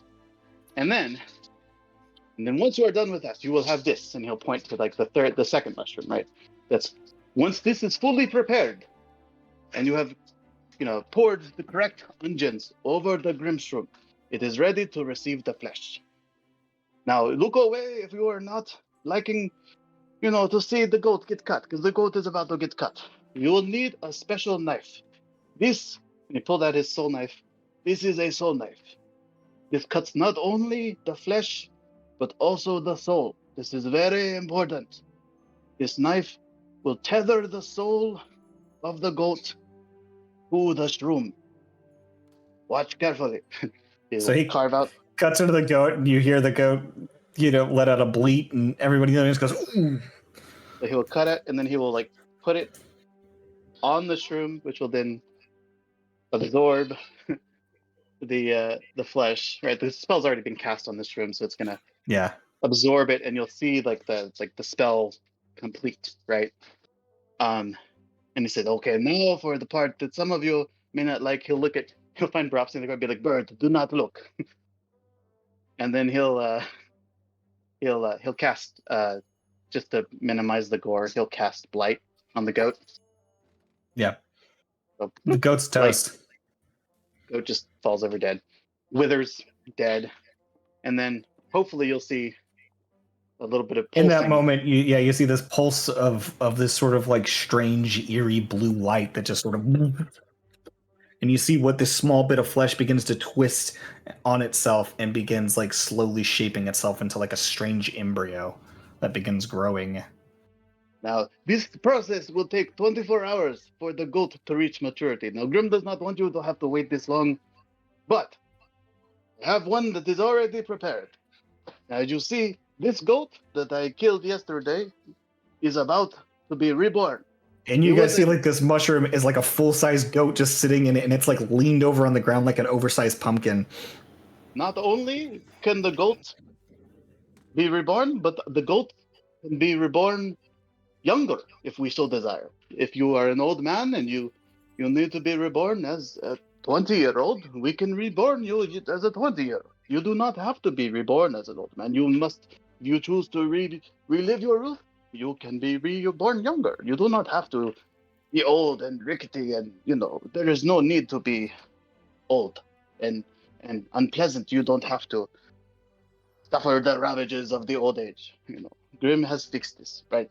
So, in a moment now, hopefully, if Grim has timed this correctly, the goat should be being born. So, hopefully, just wait and see. Moment passes. Wait, did you roll Hopefully we've performance? timed I this want that to correctly. be how long the timing is. Another moment passes. Oh no. Don't worry, guys. He'll come. It seems like about a minute has passed when finally it begins There you to slowly are. rip apart. It's like this. You hear people in the audience going, just that random cough sound bite, just. And then the thing starts to pull apart, and everybody goes, "Whoa!" This is the fungal phylactery. You guys watch as a goat just slips out of it. It's slipping on all the juices that came out of the thing. Goes, "Wah! Blah!" Just flailing all over the place.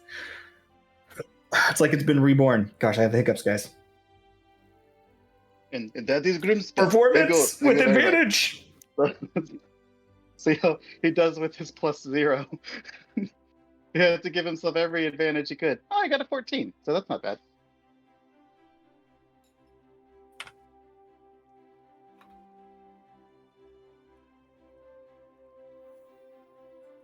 All right.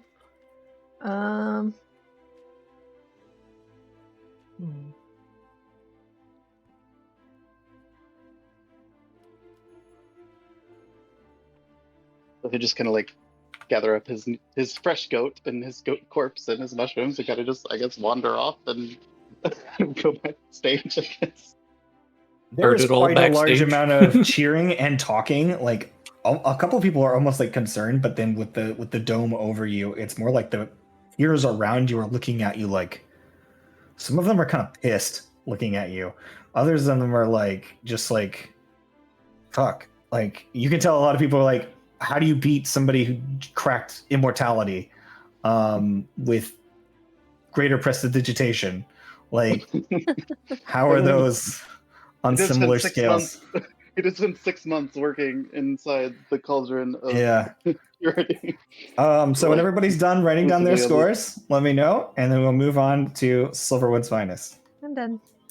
Silverwood's Plus, this is also like the culmination of his entire life's work, right? Like, this is what he's been planning since he was a child. Yeah, there's people like just cheering and like when they get to the part where how much gold it costs, like, you know, a couple people are like, oh yeah, I mean, but it's immortality, 5,000 gold. Anyways, immortality if you can afford it. If you can afford it. That's including the price of the mushrooms. Including the price of the mushroom, yeah. Its overall price is 5,000 gold. Turn undead. All right, so as they come up, they say, and today we have with us, and he lists out a couple of names. I don't have a name for this person. Come out, and the Silverwind Academy has a new spell called the Buff Buff. Yep, the Buff Buff. Doesn't that just make you feel like Mitnir's in the wrong school? Constantly. He got an invitation from that school, but he thought it was more useful to do this one. That one, right? Yep. Okay. So we have the Buff Buff. It is a 5th level spell, and its casting time is 1 minute. Area is touch. Duration is 1 hour, no concentration.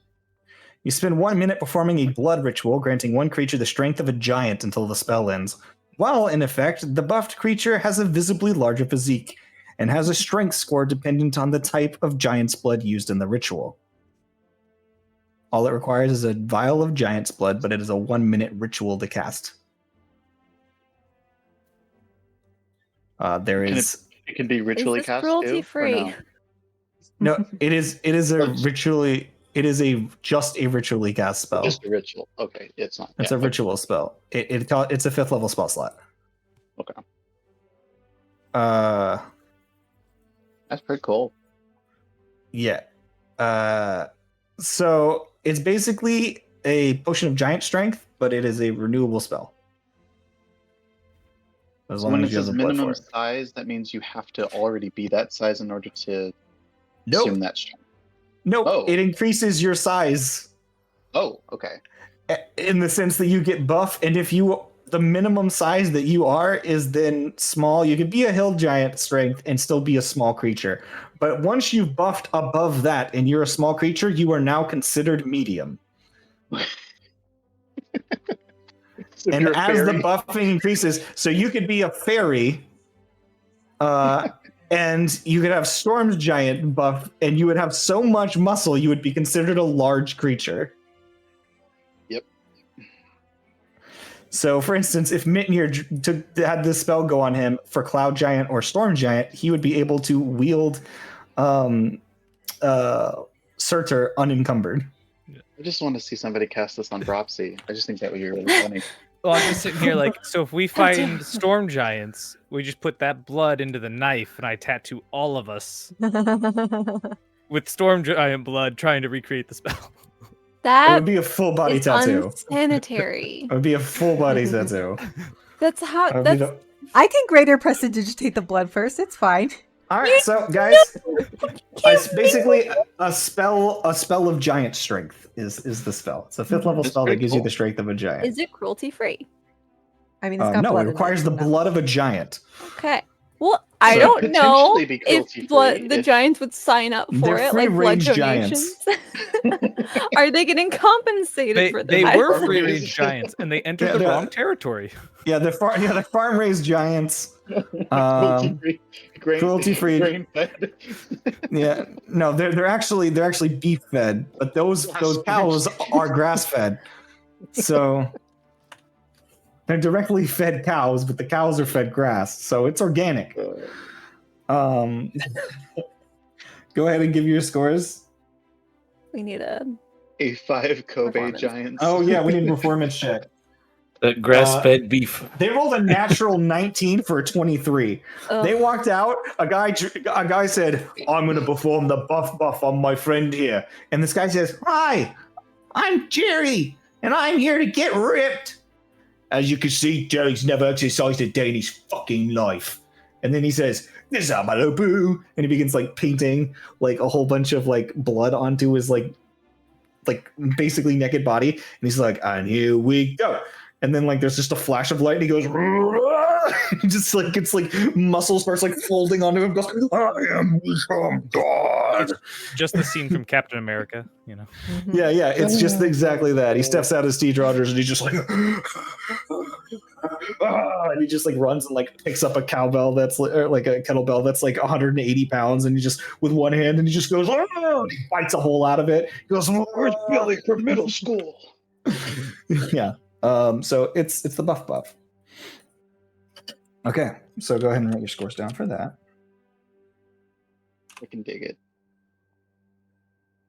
I feel like the most practical use for this is like you're going into like an arena, because it's like you don't always have time to cast like a minute-long spell before like an actual battle, but like if you're like going into like a gladiator pit, like perfect time. Oh yeah, if you know you're gonna be delving and you're like, I don't think we're gonna delve for more than an hour, you're gonna cast a spell on me. Box breaker, whatever. Yeah, just nasty. All right, and then El Torchel comes out with their spell, which is the Sovereign Song.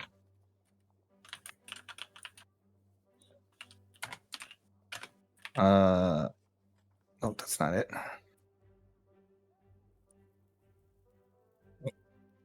Did I post the buff for you guys or no? You did. Yeah. Okay, I didn't know if I posted or not. Now we got this. There we go. Sovereign Song. Well, this one's not very climactic as the last one, is it? Nobody's gonna come decapitate these guys. It's just a spell that prevents decapitation. Yeah, damn. I should have presented this last time. Oh, we fucked up. All right, this is a 3rd level spell. It is an action to cast, and it is area sight, technically. Verbal Somatic, 24 hours is the duration of the effect. It is an enchantment school, it is a charm effect, and it is charisma save. That is your information at the top. You sing a song about a creature of your choice, raising its prestige to greater heights. Any creature that can see or hear you must make a charisma saving throw. On a failed save, that creature is charmed for 24 hours and regards the subject of your song as an entity of great importance. In the presence of the subject of your song, an affected creature will treat them as though they are royalty and will listen to their commands. The subject of your song has advantage on all persuasion, deception, and intimidation checks against affected creatures. If an affected creature is attacked by the caster or subject, they may make another charisma saving throw to end the effect early.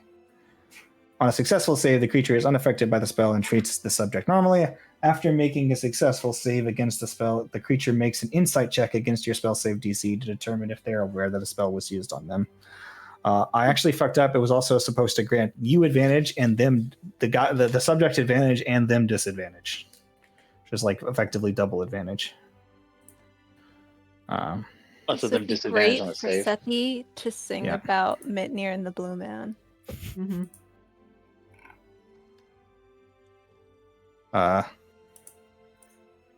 It's while granting. So you can charm an entire crowd. Yep. Who are they casting it on right now? Yeah. The audience? Are we charmed? Because that will affect my Who score. is the subject? Anyone that can hear them. Well, I imagine that the judges are probably outside of the bubble, right? Oh, that's true. There's a bubble. The fear worked though. He might have forgotten about that. Oh no, they're not casting it through the bubble. Let's see what their performance is. Basically, it's insight checks that they're getting disadvantage on. They get disadvantage on insight checks.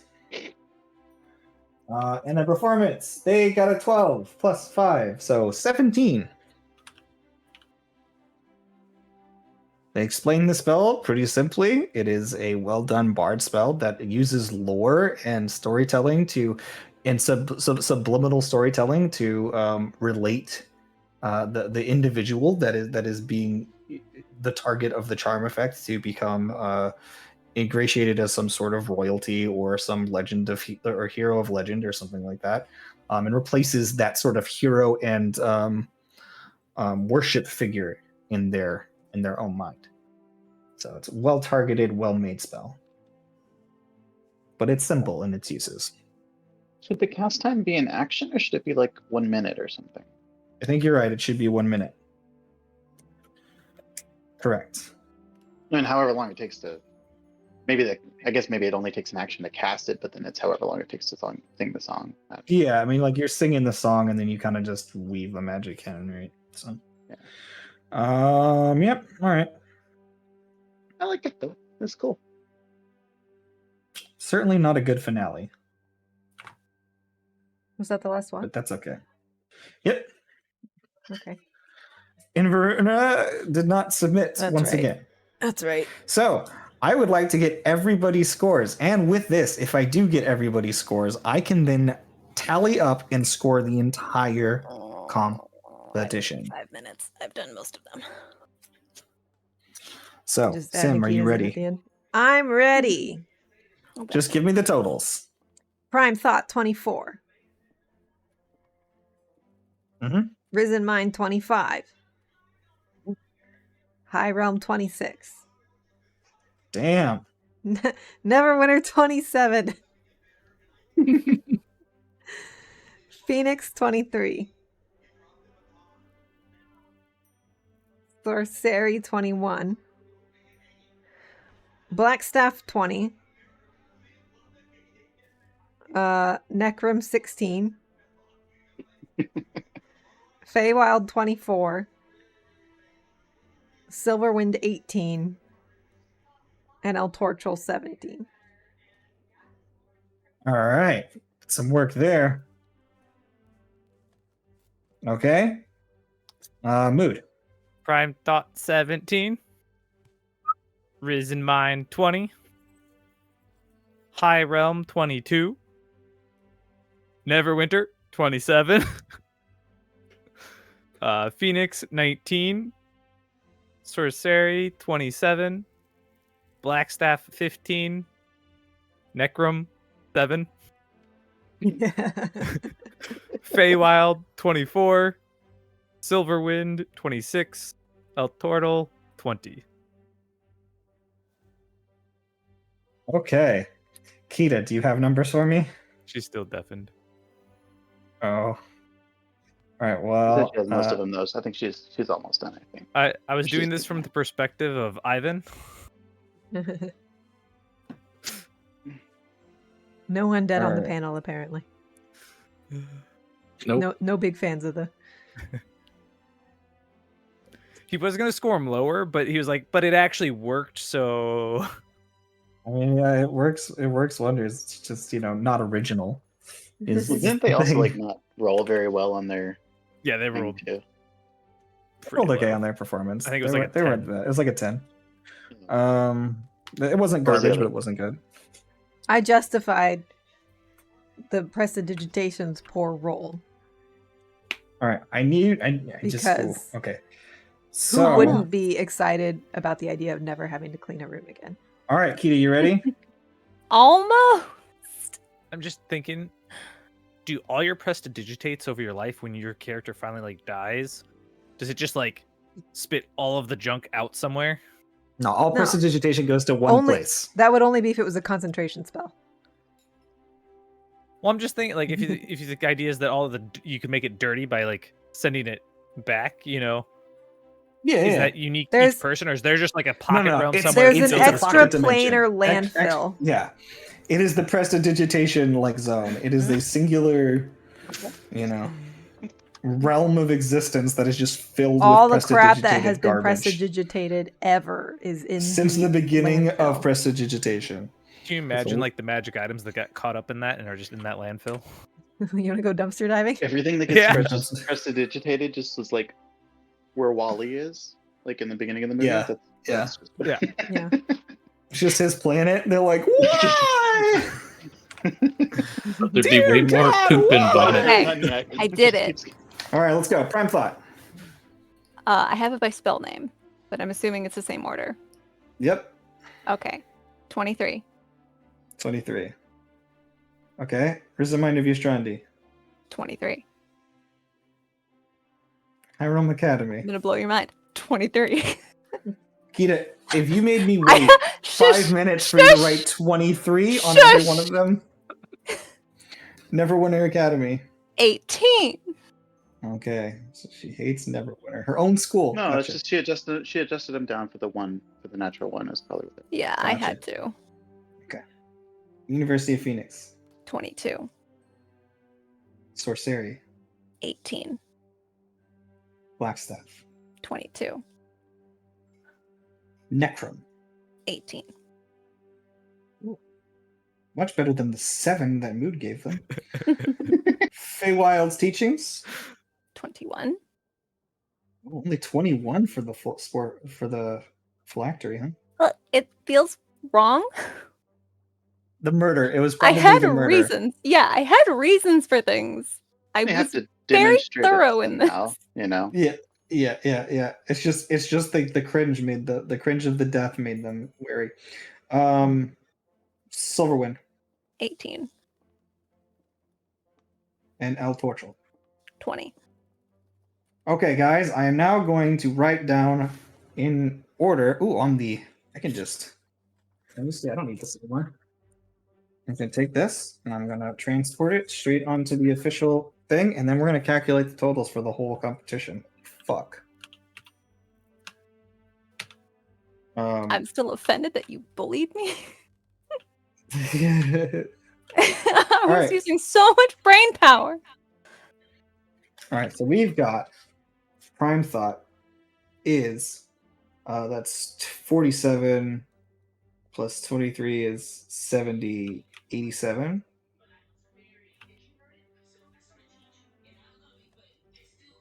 $87. Look at that cat. Risen Mind of Yusbandi. Can you 24 turn your face toward the plus cam? 25 is. Guys, I wish I had a calculator. 48. You have a She's cell all phone. tangled It's up got a in my- calculator. I know. 48. 48 plus 23 is 51 plus 20 71 plus 20 is 81. No, 91. 91. Risen Mind Strand, you got 91. I did just High feed you Realm before Academy. we started. It wasn't that long Okay. ago. It's I'm 49. seriously begging already. 72. Come this way. 94 for Harm Realm Academy. Neverwinter Academy.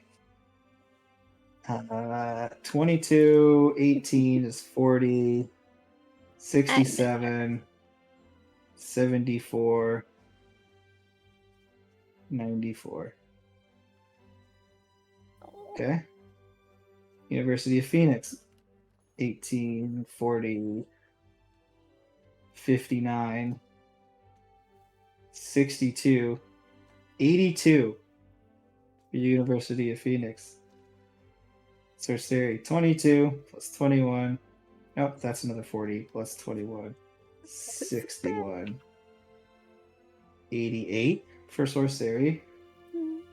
Blackstaff 22, 24, 44, 40, 64, 77. No, that can't be right. What? 60, 77 guys for Frostfall? Oh, that's pretty cool. Hey, I gave it a good score. I wasn't rating though. Yeah. Then we've got Necron. I think that Which was one of is- the nat ones, right? Yeah, The that was a Frostfall? really bad presentation. Oh, Yeah. I They did just not dropped take it and for that. I walked forgot away. about that. That's part of why they. 2016, that's They dropped 36, a giant ice cube on the thing and walked away. 46, Apparently, my druid really likes ice. 54, 61, 71 for Necron. Feywild's teachings. 27, 30, 40, 51. That's how math works. 74, 94. And then we've got... Ooh. How do we have a 3-way tie for first place? Uh-oh. 21. Is it my 23s? No, it's a 6, I know. 36. Don't you dare get tangled again. 36 plus It's Rapunzel. 21. The reason I'm wearing these is because she barfed on my headset. 7. Yeah. 79 for Silverwind. And then El Torchels is a grand total of 61, 78. So what's the 3-way tie?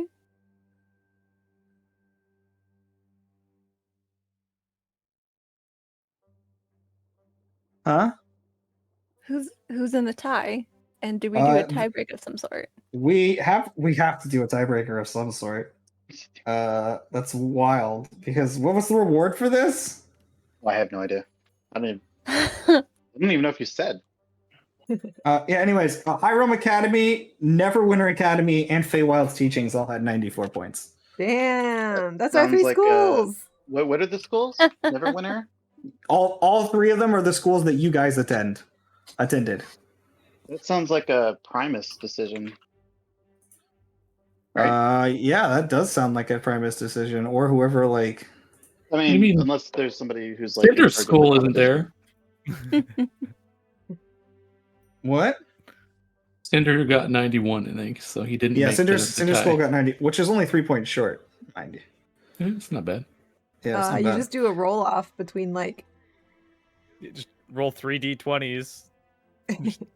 Boom, boom, boom. We could do that. We could do that. Let me take... Unless you wanted to, depends on how you wanted to do it. Like... Let me go see what the rewards that are. I would think like the headmaster would decide. Yeah. That sounds like. Let me go see what the actual prizes are and see if it's something that can actually be split. Because it might be. Yeah, if it's just a cash prize, then that can be split easily. Greater Prestidigitation was Neverwinter's thing. Guys, Yeah. Which is ironic. Yeah, the thing that the top 3 places get rewards. There you go. Is it the same reward for all 3 places, though? It is. Okay. They all get an achromatic fracture. There you go. Wow. Okay. That's crazy. So it says, apparently we don't have to worry about second place or first place. Only of that because tied for first place is High Rome Academy, Neverwinter Academy, and Feywild Teachings, all with 94 points. Here are your fractures, and they bring you guys out. Fractures. So I was going to say that they're achromatic, but I was going to only make the first place achromatic and have the other ones be 2 randoms. So since you're all tied for first, it would be 3 achromatic fractures if they could be provided. So I'm going to say yes. Cool. So Okay. Celeste gets a High Rome, or gets a fracture. Gets a fracture. My brain's not working anymore. The members of Neverwinter Academy that discovered greater prestidigitation get a achromatic fracture. And you see that they hold it like nobody even plans on using it. They're just like, we did something! And then Feywild Teachings, Grim, you get an achromatic fracture. Oh. Which Nice. would go with all of his mushroom fractures, right? So yeah, there's lots of cheering and yelling, and says, we will soon have the final scores for the competition and the awards ceremony. Everyone, please meet us on Logic's Landing and the main lawn, where the Prime Catalog will update for the final scores. You have 30 minutes, folks. Please use the bathroom, get ready to cheer, and most importantly, get ready for the after party. Woo! I suck at math because I thought Grim was doing worse than that when I was adding that up in my head. You didn't. You guys didn't hear my scores. We didn't know his scores. Yeah. Yeah. I gave you a 27. Okay. I gave him a balanced out. 27. Yeah. That balanced out the 21. That was the highest that I gave. Most of the rest of mine were like 24s, 23s. I had 118, 120. Yeah, so my guy was like, all right, this is immortality. Let's not fuck around here. I know it was grotesque, but this was immortality 27. Yeah. Yeah. Like, and Grim like invented a new type of, multiple new types of mushrooms to create it, and then a new type of spell, and he went the most into the process of how he did it. He did a lot of work. I went with the perspective of a wizard watching this. I saw a goat go in, a goat die, and a goat come out. I don't know that it was the same goat. It wasn't the same goat. It wasn't the same. He was showing you different. No, I'm talking about. I don't know, like that it was the same goat that went into that particular. Yeah. Right, a goat came out of a thing. Well, you said it, but that's a performance, right? There's not definitive proof. If it had been a person, he said that was a different goat, though. There was a goat that he had killed. You're misunderstanding. On a different day. I don't know that the goat you killed made that embryo become the thing, right? Okay. Yeah. I went from that. Like, if you'd been a person and you killed a person, they came out and went, "Yeah, I'm so and so," and yeah, well, we can't get to that yet, but I know it would have been cruelty free. Presumably, if the wizard was high enough level, he would have recognized the. Yeah, he would have recognized that. Yeah, that this is. Yeah, that this is how these he used are the same. They're very similar runes to the runes that are used for the clone spell. For the clone spell, yeah. They're based on the clone spell, but they've been rewritten. The reason that Grim did it that way was just to show like the different, because you can't show 24 hours in a 15-minute presentation. Yeah, right. It's impossible to show that. Yeah. Anyways, so I'm gonna start writing down these scores, and then somebody get a calculator out for me. Oh dear. Okay. Well, thankfully we're all on computers, and they'll built in. Yep. Prison. I want to immediately meet up with Grim, and so the whole group is together for buddy systeming. Mm-hmm. And obviously, to congratulate him. Aldusk didn't tell me not to tell them. What? He didn't tell me not to tell them what he told me, right? Nope. So, once he, when she said, you said you're gonna visit, right? You're gonna catch up with Grim. Yeah, I want to immediately meet up with the whole group and. Okay. So can somebody do this for me? Yes. 60 plus 49 plus 75 plus 68 plus 87 plus 67. 406.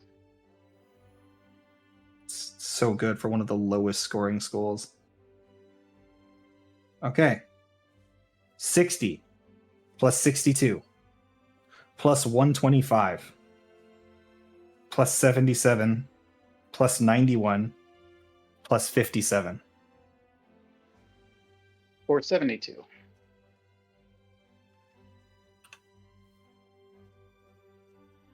Okay, 70 plus 130 plus 150 plus 90 plus 94 plus 75. That's 609. But some pretty good jumps. That's difference. Neverwinter Academy's turn.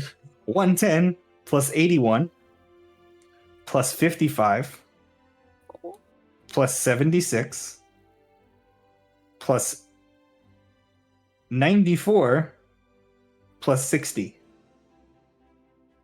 476. 20 plus 64 plus 75 plus 87 plus 82 plus 60. 388. You suck, Cleary. Oh, Cleary.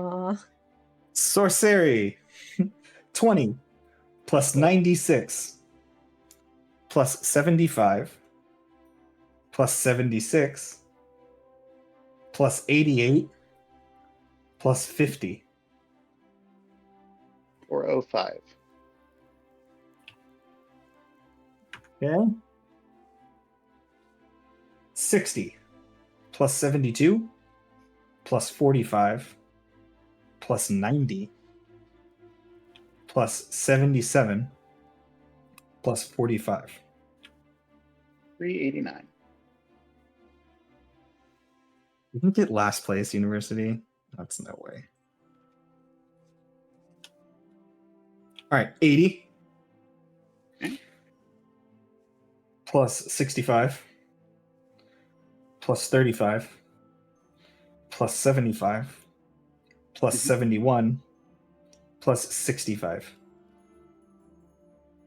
That's 391.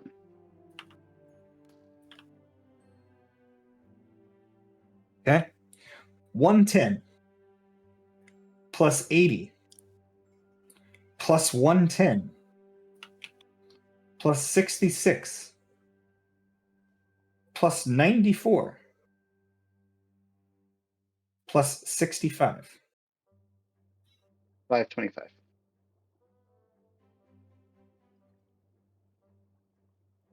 Zero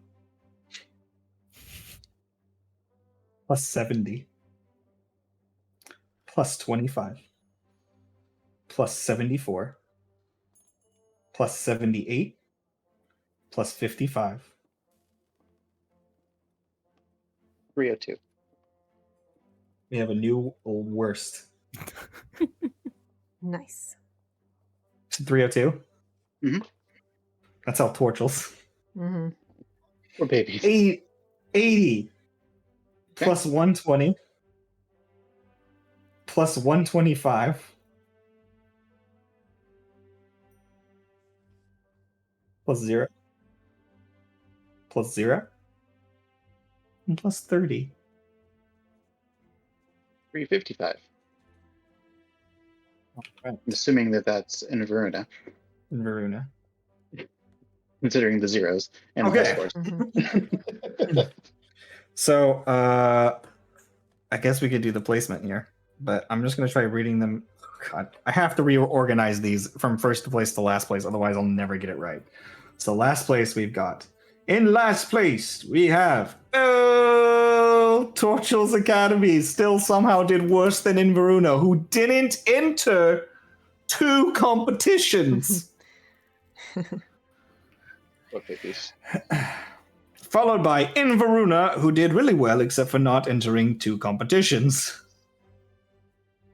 After that, we have the new school who tried their very best, the University of Phoenix, with 388 points, who were just barely beat out by Blackstaff with 389 points. Blackstaff hangs their heads because they're one of the premier wizarding schools, and they barely edged out the new school of artists in a wizarding competition. People are going to lose their shit when they hear Feywild's placement. Yep, 389. And then we've got, what's next? Oh, yeah, Necrum with 391. All right. And then we've got Sorcery with 405. Which I'm assuming is another good caster school, right? Yeah, still another good caster school. People are confused. They're looking around and they're like, why haven't we heard Feywild teachings yet? So that's Sorcery at 405. At 406, we have the Prime Thought. People are flabbergasted right now. Prime Thought is usually the premier school, and also 406 points, highest any school has ever scored in this competition.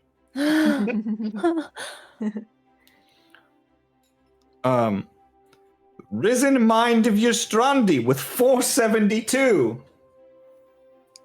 New record. Neverwinter Academy with 476. New record. I'm so proud. Just world record. Feywild's Teachings is in second place with 525 points. New record. And standing at the pinnacle of any performance ever seen, ever, even though we added a few more attainable points by adding the fairgrounds as point givers this year, still outbeating the performance of any previous year in every category. High Realm Academy with 609 points. The crowd goes nuts. Steady passes out again. Real quick though, babe, I was trying to take notes and I lost who was between Enveruna and Sorcery. I got it. Oh, okay. I got it. It was Necrom. It's University of Phoenix, then Blackstaff, then Necrom, then Sorcery. Yeah. The biggest confusion? Feywild, though. Everyone's like, Yeah. You knew there would be. Grim got them so many fucking points. The party at Feywild is going to be bigger than the party at High Realm. I think Grim was like. It always is. I mean, it always is anyway. But... Actually, was Grim 300 of those points, or was Grim like 350 of those points? It was a lot because he's basically invented the Sanisphere too. So yeah, it was. Yeah, so he got those points. He got a lot of the points for the drugs. What's flabbergasting? What's truly flabbergasting to me is that you more than doubled El Torchel's score. Those poor guys. Oh. El Torchel lost all their money and came in last place. And they lost 5 out of their 8 premier scientists. Yeah. So, as everyone's calling and hooting and hollering, they say, ladies and gentlemen, that has been the 421st Selindor Academy Selindor Academy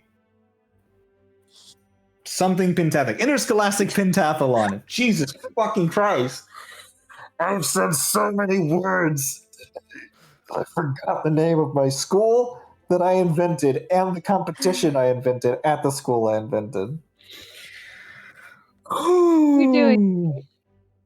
So, without further ado, ladies and gentlemen, go get fucked up. There's a massive cheer, and you see a lot of like the headmasters are there, like getting their like little individual trophies, but nobody cares anymore. Everybody's like shouting and yelling. There's fireworks exploding in the air, and you can see the shape of a Kirin biting off the head of an owl as it takes over last year's winner of Prime Thought. And then you see that this like blood is like pouring from this firework Kirin's mouth as it goes and calls out to the sky, and everybody's screaming, and the skies are painted gold. All the grass in the fields replaced with the gold fields of Elysium and the fields of Celestia, as everything gets painted in the color of the higher realms. And with that, as you all take your leave, you begin heading to the after party of your choice. The entirety of Prime Thoughts, of Logic's Landing, it begins shuffling either towards the elevators that head back up to the Towers of Thought, and the like another half of them is like shuffling through and going back into the main banquet halls. All of those halls, you can hear people talking and say, I hear that they brought the music back from night 1, but I heard it got even weirder, and I hear that they brought out the really powerful drugs. You know, so everybody's excited to like explore and just cut loose and wild. Nobody's trying to sell anything. Everything from this point on is just pure, unadulterated party. So are we all in the same location? You are all right by the main stage as part of people who were like, because you were standing with your school, waiting for this like announcement. And as you're all standing with your school, there's this massive roar. Everybody cheers, and people begin heading in separate directions. Where would you guys like to go? Well, we got to meet up first. Yeah, get the group together. All right, you guys. Easily enough, you guys are able to find each other in the crowd. It's not that hard. You do stand out as individuals. And as you find each other, there's people passing in all directions, people cheering you on, clapping you on the back. It's ruckus. Okay, great. That was fun. Okay, so do we need to get away from the other people? I think. Yeah. Yes. I agree. Let's go find somewhere to talk. We are going to have visitors. Wait, what? Sorry, we all need to talk before we go party. No, we're going to have friends now. So They're definitely coming. Yes, they're going to come say hello. So just be ready for that. He didn't say I couldn't tell you, so just be ready. You know who. Sword. You're fully. Just be aware that they are definitely coming.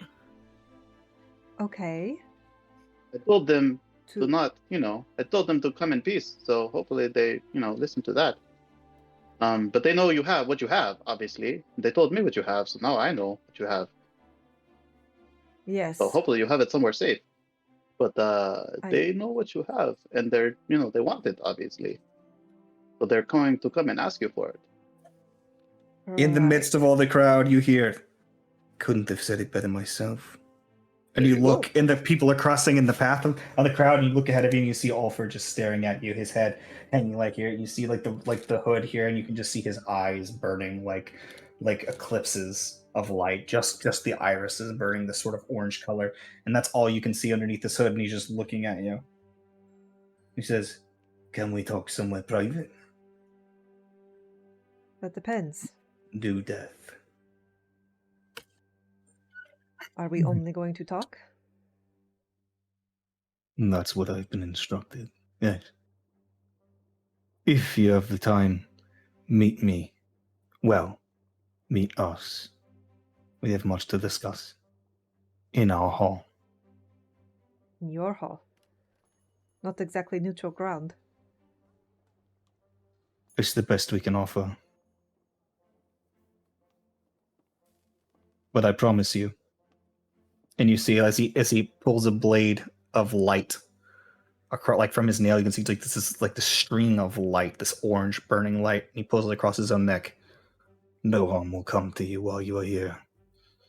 I swear it upon all that is, on time and space itself.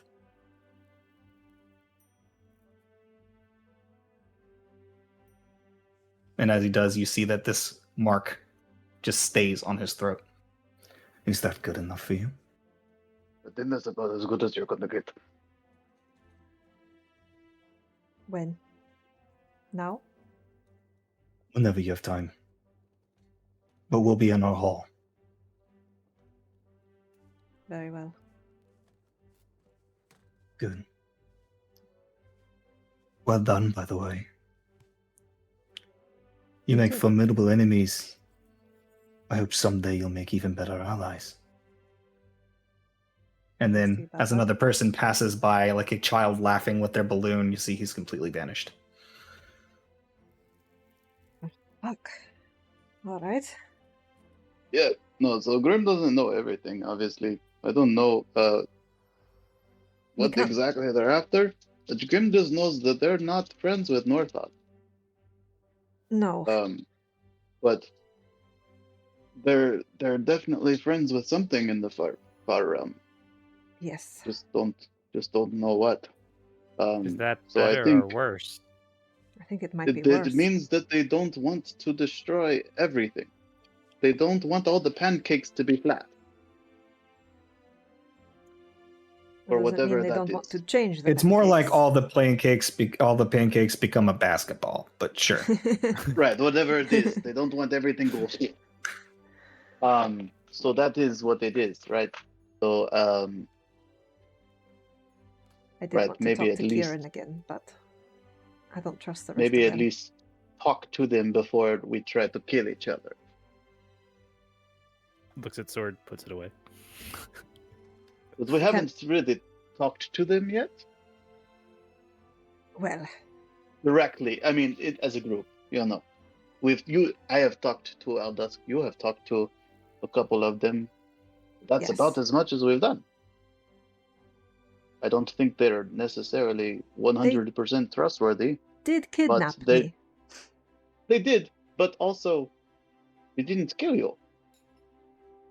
They threatened to. I mean, a lot of stuff hasn't killed us. We can't go anywhere without telling someone where we're going. They wanted to kill us, they probably could have killed us. Which doesn't mean that they couldn't. It doesn't mean that they wouldn't. But perhaps, at least hear them out.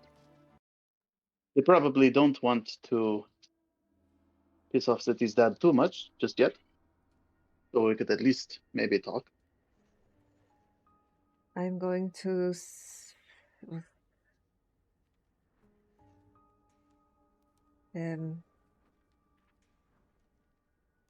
But you should at least... I will say canonically, I'm not sure they actually know who Seti's dad is yet. I don't think they do. I tried to mislead them about that, and I think I succeeded. I think between you and Cleary, I think you have actively lied around it, and nobody else I think has slipped up and said it. Yeah, it's like I think I did pretty good with my distraction too. I've asked them about Trunembra. Yeah. I don't think I haven't even told Seti about Trunembra though. No, you haven't told anybody about Trunembra. All they got on me was food and a dragon. I say we should at least. You guys are still standing near the fountain right now on Logic's Landing. I say we see what they know, and see if there can be anything to be gained. I know what they want from me. I cannot tell you what they want from me because I don't know if they will hurt you if they know. If you know. Do you know? There was something Kieran wanted to tell me, but he said if I knew and told anybody, then I would die. I don't know if it's the same thing. I know that they don't want me to tell you. Make me an intelligence check, Grim.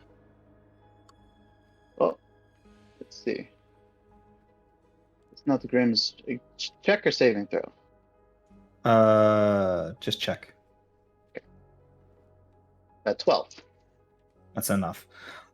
You do recall during your conversation with Aldusk, him mentioning that you couldn't learn more unless you were part of the group. Otherwise, yeah. So there's the fullness of the plan itself. The plan can't be known by anybody outside of Inveruna. And if they know the plan and they don't join Inveruna, then they are officially an enemy and will be killed.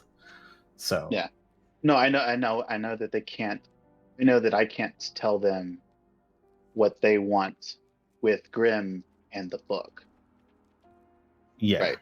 Yeah. I mean, well, you can if you want, but you were told not to. No, I know that. I know that would be bad to tell them. So, but I just don't know if that's the same thing as what Kieran can't know. So I know that it's bad. Yeah, I know that it's bad to tell. So I'm going to. I hate to burn what's left of my spell slots, but I'm going to send a message to Cleary. Okay. Yeah, there's no reason we can't tell Cleary that we're going to go talk to them, at least to give them a heads up in case something goes south.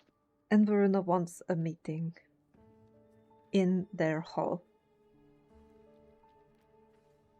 We'll go now.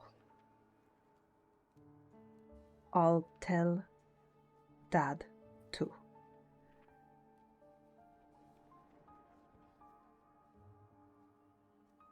They promised no violence.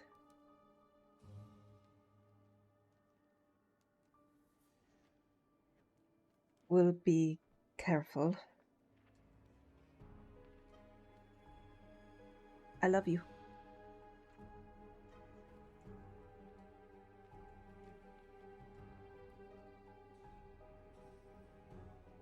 You made him speechless with those last 3 words. Cleary responds, "Don't do anything stupid. Please be extremely careful. I would die if I lost you. And I love you." You don't get to hear two, but it definitely seemed like he was going to say that. All right. Sending another message to my dad. Probably should have done this one first because now I'm emotional. And Verona wants to meet in their hall. Going now. They promise no violence. We'll be careful. We have what they want. Be prepared. In case.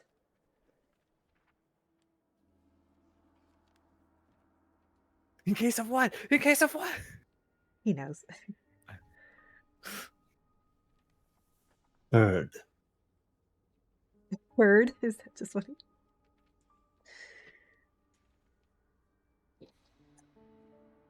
Okay. I've got some first and second slots. I have 1 6th level slot. We'll be fine if things go south. Grim has 6, 7, 8, 2 4s, 2 3s, 2s. Orin has everything because he hasn't done shit. I've got 0 spell I also have slots. all of my fractures, everything. So if we need to, I have all of my hacks. So if we need to do an entire, well, actually that's probably dangerous for you guys. But Grim has, well, if I had those gloves, I would murder everything. I need the gas tyrant store and blow everything up. Like, remember when we melted those guys? Yep. Yeah, I can do that. I don't think that'll be. We'll see. We'll see what we need to do.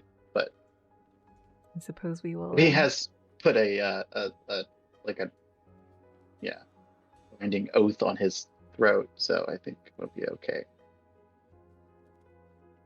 Yeah, we'll find out. As long as nobody acts a fool. All right. As you guys are making your way towards a party, perhaps just this meeting, not sure where we're headed just yet, but a little voice tickles the back of Mitnir's brain. We have a lot to discuss. You wielded me fine up until now. But we have reached the end of our arranged time.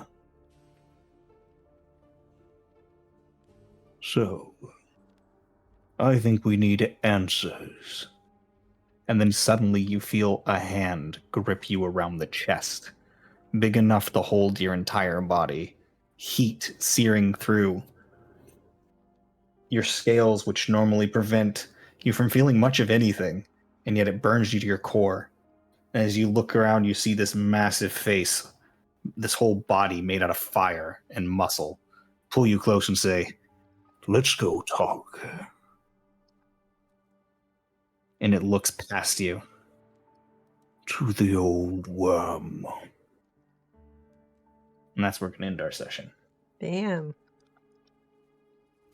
The real question is Mitnir gone? You're just walking along, just Mitnir's. No, you're walking along and Mitnir goes, boom. His eyes just go, boom. One less person to worry about. I'm Mitnir. Well, sitting there, like, I guess his facial reaction is just like, but you're dead. Like, doesn't say it, but that's just blatantly the, wait a minute. So these achromatic fractures. They work with any fracture. Well, I mean, do they have their own stats too, though? Yeah. Yeah, they have their own. They have their own. They have their own fracture. There's not that many of them. Okay. Can we do our sign off before we get into that? Yeah. Sorry. So anyways, guys, thank you so much for hanging out. I had a lot of fun. I hope you all did too. I'm glad it's all over. Yes, except over. Now we're heading into whatever the fuck we're heading into. Yeah, it'll be interesting to see where it goes from here. Well done in the academic pentathlon. It's been a long time coming, and your school's got first, second, third. So good stuff. Tells you that player characters are way too overpowered. Thanks so much, guys. Love you. Remember, we did it for the roll. I saw a little mumble there. Ass. All right, bye.